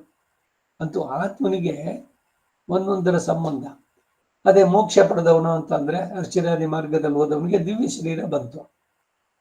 ಎಲ್ಲಾ ಸಂದರ್ಭದಲ್ಲೂ ಕೂಡ ಇದು ಆಯಾ ಶರೀರಗಳಿದ್ದಾಗ ಆ ಸಂವೇದನೆಗಳು ಅದು ಬಹಳ ದುಃಖದಾಯಕ. ಪ್ರೇತವಾಗಿರುವಂತಹದ್ದು, ನೀರಿಲ್ಲ, ಇದಕ್ಕೆ ಒದ್ದಾಡ್ತಾರೆ ಇವೆಲ್ಲ ಎಲ್ಲಿ ಸೇರುತ್ತೆ ಅಂದ್ರೆ ಪುರಾಣಗಳಲ್ಲಿ ಹೇಳಿದೆ. ಆತ್ಮಹತ್ಯೆ ಮಾಡ್ಕೊಂಡವನು ಹೆಂಗಿರ್ತಾನೆ, ಅವನ ಆತ್ಮ ಹೆಂಗಿದೆ, ಇವೆಲ್ಲ ಉದಾಹರಣೆಗಳನ್ನು ಮಾಡಿದ್ದು. ಇದು ಬಹಳ ಹಿಂದೆನೂ ಒಂದ್ಸಲ ಹೇಳಿದ್ದೆ. ಪ್ಲಾನ್ಚೆಟ್ ಅಂತ ಒಂದು ಹೃದಯದ ಶೇಪಿನ ಒಂದು ಮರ ಇದು ಮಾಡಿಬಿಟ್ಟು ಅದರಲ್ಲಿ ಕಮ್ ಅಂದ್ರೆ ಯಾವುದೋ ಪ್ರೇತ ಅದು ಬರುತ್ತೆ. ಇದು ನೀವು ಕೇಳಿದ ಪ್ರಶ್ನೆ ಹೇಳುತ್ತೆ, ನೀ ಸಂತೋಷವಾಗಿದ್ದರೆ ಕೇಳ್ಬೇಡ ಹಂಗಲ್ಲ ಅಂತಾರೆ. ಇವೆಲ್ಲ ಹೇಳಿದ್ರು. ಸಾಧ್ಯ ಇದು ಪ್ರಯತ್ನ ಮಾಡಿದವರು ಇದೆಲ್ಲ ಮಾಡೋಕ್ಕೂ ಹೋಗ್ಬಾರ್ದು. ಯಾವುದೋ ಪ್ರಯತ್ನಗಳನ್ನ ಆವಾಹನೆ ಮಾಡೋದು. ಹಾಗೆ ಸುಖಿತ್ವ ದುಃಖಿತ್ವಗಳು ಆತ್ಮನಿಗ ಇದು ಅಂದ್ರೆ ಆ ಸಂವೇದನೆ ಆ ಶರೀರದಿಂದ ಉಂಟಾಗಿದ್ದು. ಭಗವಂತನಿಗೋ ಅಂದ್ರೆ ಅವನಿಗೆ ಎಲ್ಲ ಶರೀರದಲ್ಲಿ ಇದ್ರು ಕೂಡ ಇದ್ಯಾವುದು ಕೂಡ ಅವನಿಗೆ ಅಂಟುವುದಿಲ್ಲ. ಜೀವಾತ್ಮನಿಗೆ ಹೇಗೆ ಸೇರ್ವೆಯಿಂದ ಉಂಟಾಗುತ್ತೋ ಹಾಗೆ ಇವನಿಗೂ ಆಗಬಾರದು. ಏಕೆ ಅಂತ ಕೇಳಿದ್ರೆ ಹಾಗೆ ಸಂಬಂಧಿಸುವುದಿಲ್ಲ. ಅದಕ್ಕೆ ಕಾರಣ ಪ್ರವೇಶ ಹೇತು ವಿಶೇಷವೇ ಆಗಿದೆ. ಈ ಚೇತನನಂತೆ ಕರ್ಮವೇ ಕಾರಣವಾಗಿರದೆ ಅನುಗ್ರಹ ಮಾಡಬೇಕು ಎಂಬ ಕಾರಣದಿಂದ ತಾನೆ ಆ ಪರಮಾತ್ಮನ ಇವುಗಳೊಳಗೆ ಪ್ರವೇಶ ಮಾಡಿ ಇರೋದು. ಲೌಕಿಕ ಉದಾಹರಣೆ ಇದು ಹಿಂದೆ ಕಾಲಕ್ಷೇಪದಲ್ಲೂ ಕೂಡ ಯಾವ್ದ್ರಲ್ಲೂ ಬಂದಿದ್ದು. ಈಗ ಒಬ್ಬನು ಅಪರಾಧ ಮಾಡಿದ್ದಾನೆ, ಕೋರ್ಟಿನಲ್ಲಿ ಶಿಕ್ಷೆ ಅವನಿಗೆ ದಂಡನೆ ಅವರು ನೀಡಿದ್ದಾಯಿತು, ಇಷ್ಟು ವರ್ಷ ಕಠಿಣ ಶಿಕ್ಷೆ ಅಂತಂದ್ರು.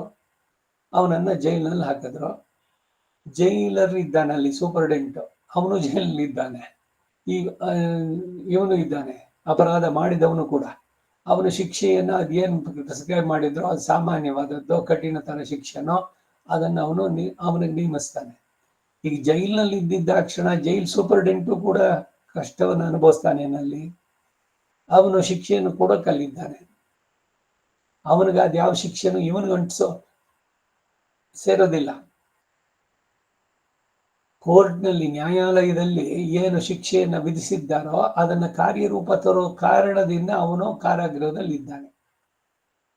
ಸೊ ಇಬ್ಬರು ಕಾರಾಗೃಹದಲ್ಲಿ ಇದ್ರೆ ಒಬ್ಬ ಶಿಕ್ಷೆ ಅನುಭವಿಸೋಕೆ ಇನ್ನೊಬ್ಬ ಶಿಕ್ಷೆಯನ್ನ ವಿಧಿಸೋದಕ್ಕಿದ್ದಾನೆ. ಇದು ಸಾಧ್ಯನೋ ಲೌಕಿಕವಾಗಿ? ಈಗ ಯಾರೋ ಸೂಪರ್ಡೆಂಟ್ ಜೈಲ್ನಲ್ಲಿ ಸೂಪರ್ಡೆಂಟ್ ಆಗಿದ್ದಾರೆ, ಅವ್ರು ಕೇಳಿ ನೋಡಿ ಏನು ನಿಮ್ಮ ಜೀವನ ಬರೀ ಕಷ್ಟನೇನಾ ಕ್ಲೇಶನೇನಾ ಅಂದ್ರೆ, ಅಯ್ಯೋ ನಾನು ಡ್ಯೂಟಿ ಮಾಡ್ತಾ ಇದ್ದೀನಿ, ಅದಕ್ಕೆ ನಂಗೆ ಸಂಬಳ ಕೊಡ್ತಾರೆ, ನನ್ನ ಕೆಲಸ ನಾನು ನಿರ್ವಹಿಸ್ತಾ ಇದ್ದೀನಿ, ಯಾರ್ಯಾರಿಗೇನೇನು ಶಿಕ್ಷೆ ವಿಧಿಸ್ಬೇಕು ಅದು. ಅಯ್ಯೋ ಇವನಿಗೆ ಶಿಕ್ಷೆ ಕೊಡ್ತಾ ಇದ್ದಿಲ್ಲ ಅಂತ ಅವನಿಗೆ ದುಃಖ ಆಗ್ಬೇಕಾ? ಇಲ್ಲ, ಇವನಿಗೆ ಚೆನ್ನಾಗಿ ಕೊಡ್ಬೇಕು ಅಂತ ಏನಾದ್ರು ಅತಿ ಉತ್ಸಾಹದಿಂದ ಮಾಡ್ತಾನೇನೋ.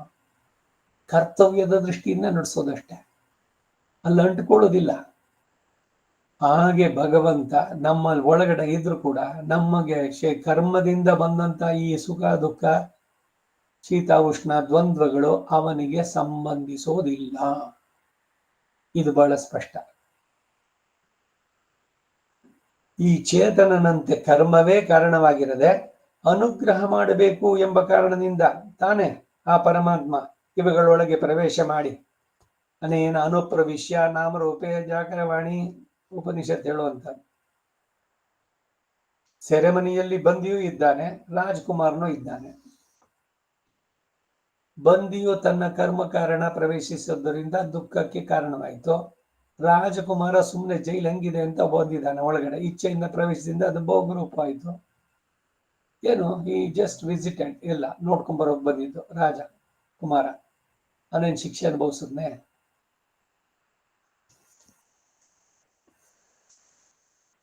ಮಹಾಭಾರತ ಸೋಮವಾರ ಮಂಗಳವಾರ ಆಗ್ತಿದೆ, ಇನ್ನೆಲ್ಲ ದುರ್ಯೋಧನ ವಧೆ ಆಯ್ತು, ಇವೆಲ್ಲ ಆದ್ಮೇಲೆ ಸ್ವರ್ಗಾರೋಹಣ.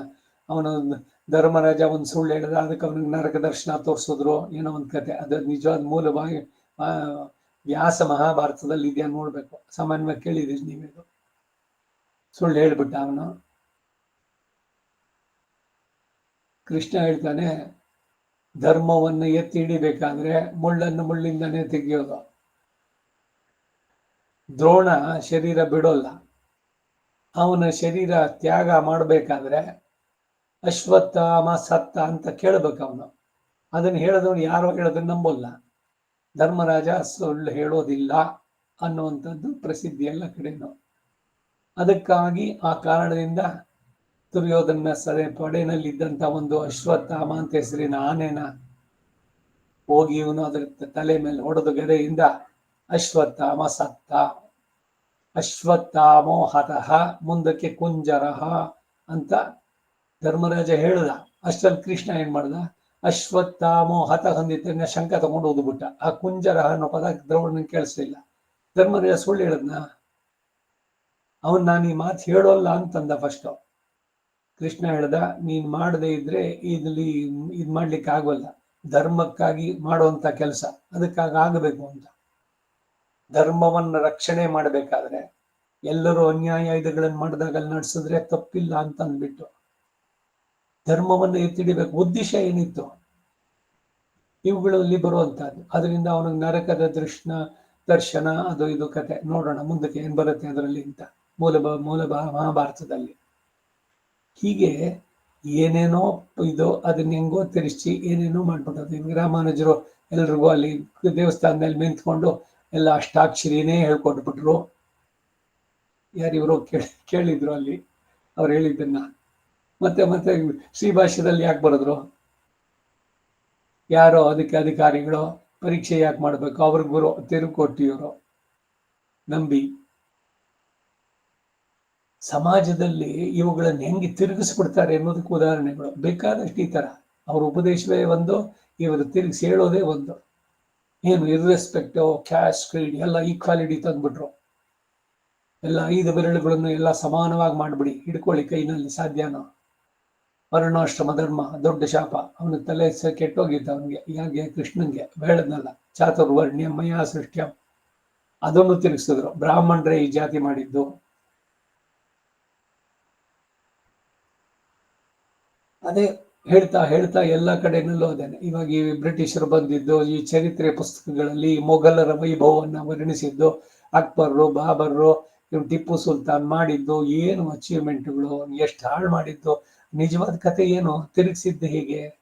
ಪಠ್ಯ ಪುಸ್ತಕದಲ್ಲಿ ಸೇರಿಸ್ಬಿಡೋದು. ಯಾವ್ದೋ ಪಾರ್ಟಿನವರು ಅದಕ್ಕೆ ಅವರಿಗೆ ಏನು ಮಾಡಿ ಟಿಪ್ಪು ಜಯಂತಿ ನಡೆಸಿ. ಮೇಲ್ಕೋಟೆನಲ್ಲಿ ಎಷ್ಟು ಜನ ಸತ್ರು ಆ ಇದು ದೀಪಾವಳಿ ಸಂದರ್ಭದಲ್ಲಿ. ವಾಸ್ತವದಿಂದ ಎಷ್ಟು ಮಟ್ಟಿಗೆ ಅದನ್ನೇ ಎಲ್ಲ ಮಕ್ಕಳಿಗೂ ತಲೆಗೆ ತುಂಬಿಸಿ ತುಂಬಿಸಿ ತುಂಬಿಸಿ ಅದೇ ಸತ್ಯ ಅನ್ನೋಂಗೆ ಮಾಡೋದಕ್ಕೆ ಪ್ರಯತ್ನ. ಹೀಗೆ ಸುಳ್ಳನ್ನೇ ಸತ್ಯ ಅಂತ ಕೊಟ್ಟಾಗ ಸತ್ಯವಾಗ್ಬಿಡುತ್ತೋ? 1000 ಸಲ ಸುಳ್ಳು ಹೇಳಿದ್ರು ಸುಳ್ಳೇನೆ ಹೊರತೋದು ಸತ್ಯವಾಗೋಕ್ ಸಾಧ್ಯ ಇಲ್ಲ. ಎಷ್ಟು ಜನರನ್ನ ಎಷ್ಟು ವರ್ಷ ನಂಬಿಸ್ಬೋದು, ಮೋಸ್ಬೋದು. 75 ವರ್ಷದಿಂದ ನಾವು ಅನ್ಕೊಂಡ್ವಿ ಏನು ಆಹಾ ಚಾಚಾ ನೆಹರು.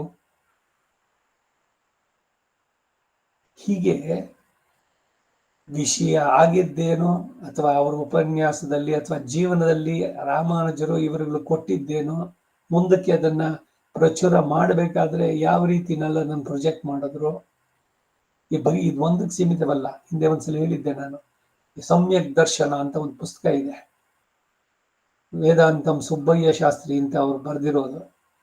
ಅವರು ಈ ಪೀಠಾಧಿಪತಿಗಳು ದಕ್ಷಿಣ ಶೃಂಗೇರಿ, ಕಾಂಚೀಪುರ, ದ್ವಾರಕಾ ಎಲ್ಲ ಕಡೆನಲ್ಲೂ ಮಾತಾಡಿ ಶಂಕರರದು ಏನು ಆಕ್ಚುಲ್ ಕಾನ್ಸೆಪ್ಟು, ಅವರ ಕೃತಿಗಳು, ಅವರ ಇದರದನ್ನ ನೋಡಿದಾಗ ಹೇಗಿದೆ, ಅದನ್ನ ಹೆಂಗ್ ತಿರ್ಚಿ ನಾವು ಮಾಡಿದ್ದೀವಿ ಅಂತ ಭಾಷ್ಯಗಳನ್ನು ಬರೆದಿದ್ದೇನೆ ಬದಲಾಯಿಸ್ಬಿಟ್ರು. ಇದು ಎಲ್ಲ ಕಡೆನೂ ನಡೆದಿದ್ದು. ಬೌದ್ಧ ಮತದಲ್ಲೂ ಅಷ್ಟೇ 8 ಮತ ಇದರಲ್ಲಿ ಹೇಳ್ತಾರೆ ಗ್ರೂಪುಗಳು. ಈ ರೀತಿ ವಾಸ್ತವವಾಗಿದ್ದನ್ನ ತಿರುಗಿಸಿ ಹೇಳ್ಬಿಡೋದು. ಸೊ ಸಾರಾಂಶ ಏನು? ಬಂದಿಖಾನೆಯಲ್ಲಿ ಇದ್ದ ಅಪರಾಧಿಗೂ ಕೂಡ ಮತ್ತೆ ಶಿಕ್ಷೆಯನ್ನ ನೀಡುವಂತವನಿಗೂ ಇಬ್ಬರಿಗೂ ವ್ಯತ್ಯಾಸ ಇದೆ. ಇಬ್ರು ಬಂದಿಖಾನೆಯಲ್ಲಿ ಇದ್ರು, ಇಬ್ರು ಆ ಶಿಕ್ಷೆನೆ ಅನುಭವಿಸ್ತಾ ಇದ್ದಾರೆ ಅಂತ. ಒಬ್ಬ ಶಿಕ್ಷೆ ಕೊಡೋದಕ್ಕಿದ್ದಾನೆ, ಇನ್ನೊಬ್ಬ ಶಿಕ್ಷೆ ಅನುಭವಿಸೋಕಿದ್ದಾನೆ. ಇಲ್ಲಿ ರಾಜಕುಮಾರನ ಹೇಳಿದ್ರು, ರಾಜ್ಕುಮಾರ ಏನಿದೆ ಎಲ್ಲ ಏನು ನ್ಯಾಯದ ವ್ಯವಸ್ಥೆ, ಏನ್ ಶಿಕ್ಷೆಯನ್ನು ಕೊಡ್ತಾರೆ ನೋಡಕ್ಕೆಲ್ಲ ಹೋದ. ಹಾಗೆ ಶ್ರುತಿ ಸಮಾನಂ ವೃಕ್ಷಂ ಪರಿಶಸ್ವಜೇ ದ್ವಾಸುಪರ್ಣ ಸಯುಜ ಸಕಾಯ. ಅದೇನೆ ಇದು. ಅನಶ್ನನ್ಯ ಅಭಿಚಾಕಶೀತಿ ಅನ್ನುತ್ತದೆ ಅಷ್ಟೇ. ಪುಲನೈಂದಕ್ಕಂ ಸೊಲ್ಲಪ್ಪಡಾನ್, ಶ್ರೋತ್ರ ಮೊದಲಾದ 5 ಇಂದ್ರಿಯಗಳಿಗೂ ಇವನ ವಿಷಯವಾಗಿದ್ದಾನೆ ಎಂದು ಹೇಳುವುದಕ್ಕೆ ಆಗದವನು. ಇಂದ್ರಿಯಗಳಿಗೆ ಇವನು ವಿಷಯವಾಗಿದ್ದಾನೆ ಅಂದ್ರೆ ಈಗೇನೋ ಒಂದು ನಾಲಿಗೆ ಬಯಸ್ತು, ಸಿಹಿ ತಿಂದ್ರಿ ಆಯ್ತು, ಅದು ನಾಲಿಗೆಗೆ ವಿಷಯ. ಆ ರೀತಿ ಆಗ್ತಾನೋ? ನಮೋ ನಮೋ ವಾಂಗ್ ಮನಸಾತಿ ಭೂಮಯ್ಯ, ನಮೋ ನಮೋ ವಾಂಗ್ ಮನಸೈಕ ಭೂಮಯ್ಯ. ಅದ್ರ ಭಾಷ್ಯ ನೋಡಿ, ಇದು ಸ್ತೋತ್ರರತ್ನ ಭಾಷಣ. ವಾಕ್ಕು ಮನಸ್ಸುಗಳಿಗೆ ಅತೀತನಾದವನು, ಪೂರ್ಣವಾಗಿ ಅವನನ್ನ ವಾಕ್ಕು ಮನಸ್ಸಿನಿಂದ ನೋಡೋದಕ್ಕೆ ಸಾಧ್ಯ ಇಲ್ಲ. ಆದರೆ ವಾಕ್ಕು ಮನಸ್ಸಿನಿಂದ ಪ್ರಯತ್ನದಿಂದಲೇ ತಿಳಿಯಲ್ಪಡಬೇಕಾದವನು ಅಂತ ಎರಡನೇದು. ಒಂದಕ್ಕೊಂದು ಪೂರ ವಿರುದ್ಧವಾದ ಅರ್ಥಗಳೇ ಬರುವಂತ ಸೆಂಟೆನ್ಸ್ ಅಲ್ಲಿ.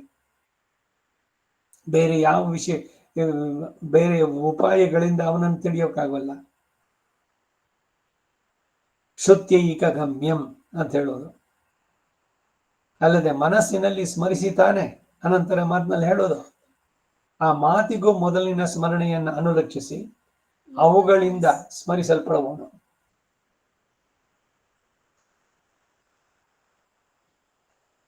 ಅವುಗಳಿಂದ ಸ್ಮರಿಸಲ್ಪಡಲು ಆಗದವನು ಅಂತ ಹೇಳಿದಾಯ್ತು ಒಂದು. ಹಾಗಾದ್ರೆ ಅವನಿರುವ ಸ್ಥಿತಿ ತಾನೇ ಯಾವುದು ಅಂತಂದ್ರೆ ಪುನರ್ವಿನ್ ಮೂರ್ತಿ, ಪ್ರಕಾಶವನ್ನೇ ಸ್ವರೂಪವನ್ನಾಗಿ ಉಳ್ಳವನು ಭಗವಂತ. ಅದಕ್ಕೆ ಅವನನ್ನ ಜ್ಯೋತಿಗೆ ಹೇಳೋದು, ಪರಂಜ್ಯೋತಿ, ಪರಬ್ರಹ್ಮ. ಮೂರ್ತಿ ಶಬ್ದವು ಸ್ವರೂಪವನ್ನು ಹೇಳುತ್ತೆ. ಎಲ್ಲವನ್ನು ಮಾಡಿದ್ರೂ ಇವುಗಳೊಡನೆ ಉಂಟಾದ ಸಂಸರ್ಗವು ನಿಜವಾಗಿರುವಾಗ ಇವುಗಳ ದೋಷ ತನ್ನಲ್ಲಿ ಅಂಟದಂತೆ ಇರುತ್ತಾನೆ ಅನ್ನೋದು ಸರಿಯೇ ಅಂತಂದ್ರೆ, ಆವಿ ಸೇರಿತ್ಯಾದಿ, ಆವಿ ಎಂದರೆ ಪ್ರಾಣಾಶ್ರಯವಾದ ಶರೀರವು, ಅದರೊಡನೆ ಸೇರಿರುವ ಉಯಿರ್ ಅಂದರೆ ಆತ್ಮ ಉಂಟು. ಅದರಲ್ಲಿಯೂ ಆ ಶರೀರಗತವಾದ ಬಾಲ್ಯ ಯೌವನಾದಿಗಳು ಒಂದರಿಂದಲೂ ಒಂದು ಸಂಬಂಧ ಇಲ್ಲದ ರೀತಿ ಅನುಸಂಧಾನವಾದದ್ದು. ಆ ಆತ್ಮನಿಗೆ ಸಂಬಂಧಿಸದೆ ಇರುವಾಗ ಪರಮಾತ್ಮನಿಗೂ ಅದು ಸಂಬಂಧಿಸೋದಿಲ್ಲ ಎಂದೇ ಆಗುತ್ತೆ. ಶರೀರದಲ್ಲಿ ಬರುವಂತ ಇವುಗಳೆಲ್ಲ ಆತ್ಮನಿಗೆ ಸಂಬಂಧಿಸಿದ್ದಲ್ಲ. ಇದಕ್ಕೆ ಬೇರೆ ಎರಡು ಅರ್ಥವನ್ನು ಹೇಳುತ್ತಾರೆ ಅಂತ ಕೂಡ ಹೇಳ್ತಾರೆ. ಅವನ ವಿಷಯದಲ್ಲಿ ಭಕ್ತಿ ಉಂಟಾದರೆ ಅವನನ್ನು ಸೇರಬಹುದು. ಭಕ್ತಿ ಅಥವಾ ಅನನ್ಯ ಶಕ್ಯ, ಬಾಹ್ಯವಾಗಿರುವ ಉಪಾಯಾಂತರಗಳಲ್ಲಿ ಉಂಟಾದ ಸಂಬಂಧವನ್ನು ಪೂರ್ತಿಯಾಗಿ ಬಿಟ್ಟು ಅವನನ್ನೇ ಆಶ್ರಯಿಸಿದ್ರೆ ಅವನನ್ನು ಸೇರಬಹುದು ಎಂದು. ಅಲ್ಲದೆ ಅಂತಿಮ ಸ್ಮೃತಿ ಉಂಟಾದಲ್ಲಿ ಅವನನ್ನು ಸೇರಬಹುದು ಎಂದು ಆಗ್ಬಹುದು. ಇದನ್ನ ಎಂಬೆರುಮಾನವರು ರಾಮಾನುಜರು ಕೇಳಿ ಹಿಂದೆ ವ್ಯಾಪ್ತಿಯನ್ನು ಹೇಳಿ ಪ್ರತಿಪಾದಿಸಿದ ನಂತರ ಇನ್ನು ವ್ಯಾಪ್ತವಾದ ವಸ್ತುಗಳಲ್ಲಿರುವ ದೋಷಗಳು ವ್ಯಾಪಕನಾದವನಿಗೆ ಸಂಬಂಧಿಸೋದಿಲ್ಲ ಅನ್ನೋದನ್ನ ಅವಶ್ಯವಾಗಿ ಹೇಳಬೇಕು. ಆದ್ದರಿಂದ ಇದನ್ನೇ ಹೇಳಿದೆ ಎಂಬುದು ಸರಿ ಹೋಗುತ್ತೆ ಎಂದು ಅಪ್ಪಣೆ ಕೊಡಿಸಿದ್ದಾರೆ ಎಂದು. ಎಷ್ಟೆಲ್ಲ ವಿಷಯಗಳು ಈ ಒಂದು ಪಾಶುರದಲ್ಲಿ ಬಂದಂತಾಯ್ತು. 10ನೇ ಪಾಶುರ ಈ ಜಾಗದಲ್ಲಿ ನಿಲ್ಸ್ಕೊಂಡಿರೋಣ. ನಮ್ಮ ಆಳ್ವಾರ್ ತಿರುವಡಿಗಳೇ ಶರಣ. ಕವಿತಾರ್ಕಿಕ ಸಿಂಹಾಯ ಕಲ್ಯಾಣ ಗುಣಶಾಲಿನೇ ಶ್ರೀಮತೆ ವೆಂಕಟೇಶಾಯ ವೇದಾಂತ ಗುರವೇ ನಮಃ. ವಾದಿದ್ವಿಪ ಶಿರೋಭಂಗ ಪಂಚಾನ್ನ ಪರಾಕ್ರಮಣ ಶ್ರೀಮಾನ್ ವೆಂಕಟನಾಥಾರ್ಯಶ್ಚಿರಂ ವಿಜಯತಾಂ ಭುವಿ. ಶ್ರೀಮತೆ ನಿಗಮಾಂತ ಮಹಾದೇಶಿಕಾಯ ನಮಃ. ಸರ್ವಂ ಶ್ರೀ ವಾಸುದೇವಾರ್ಪಣಮಸ್ತು.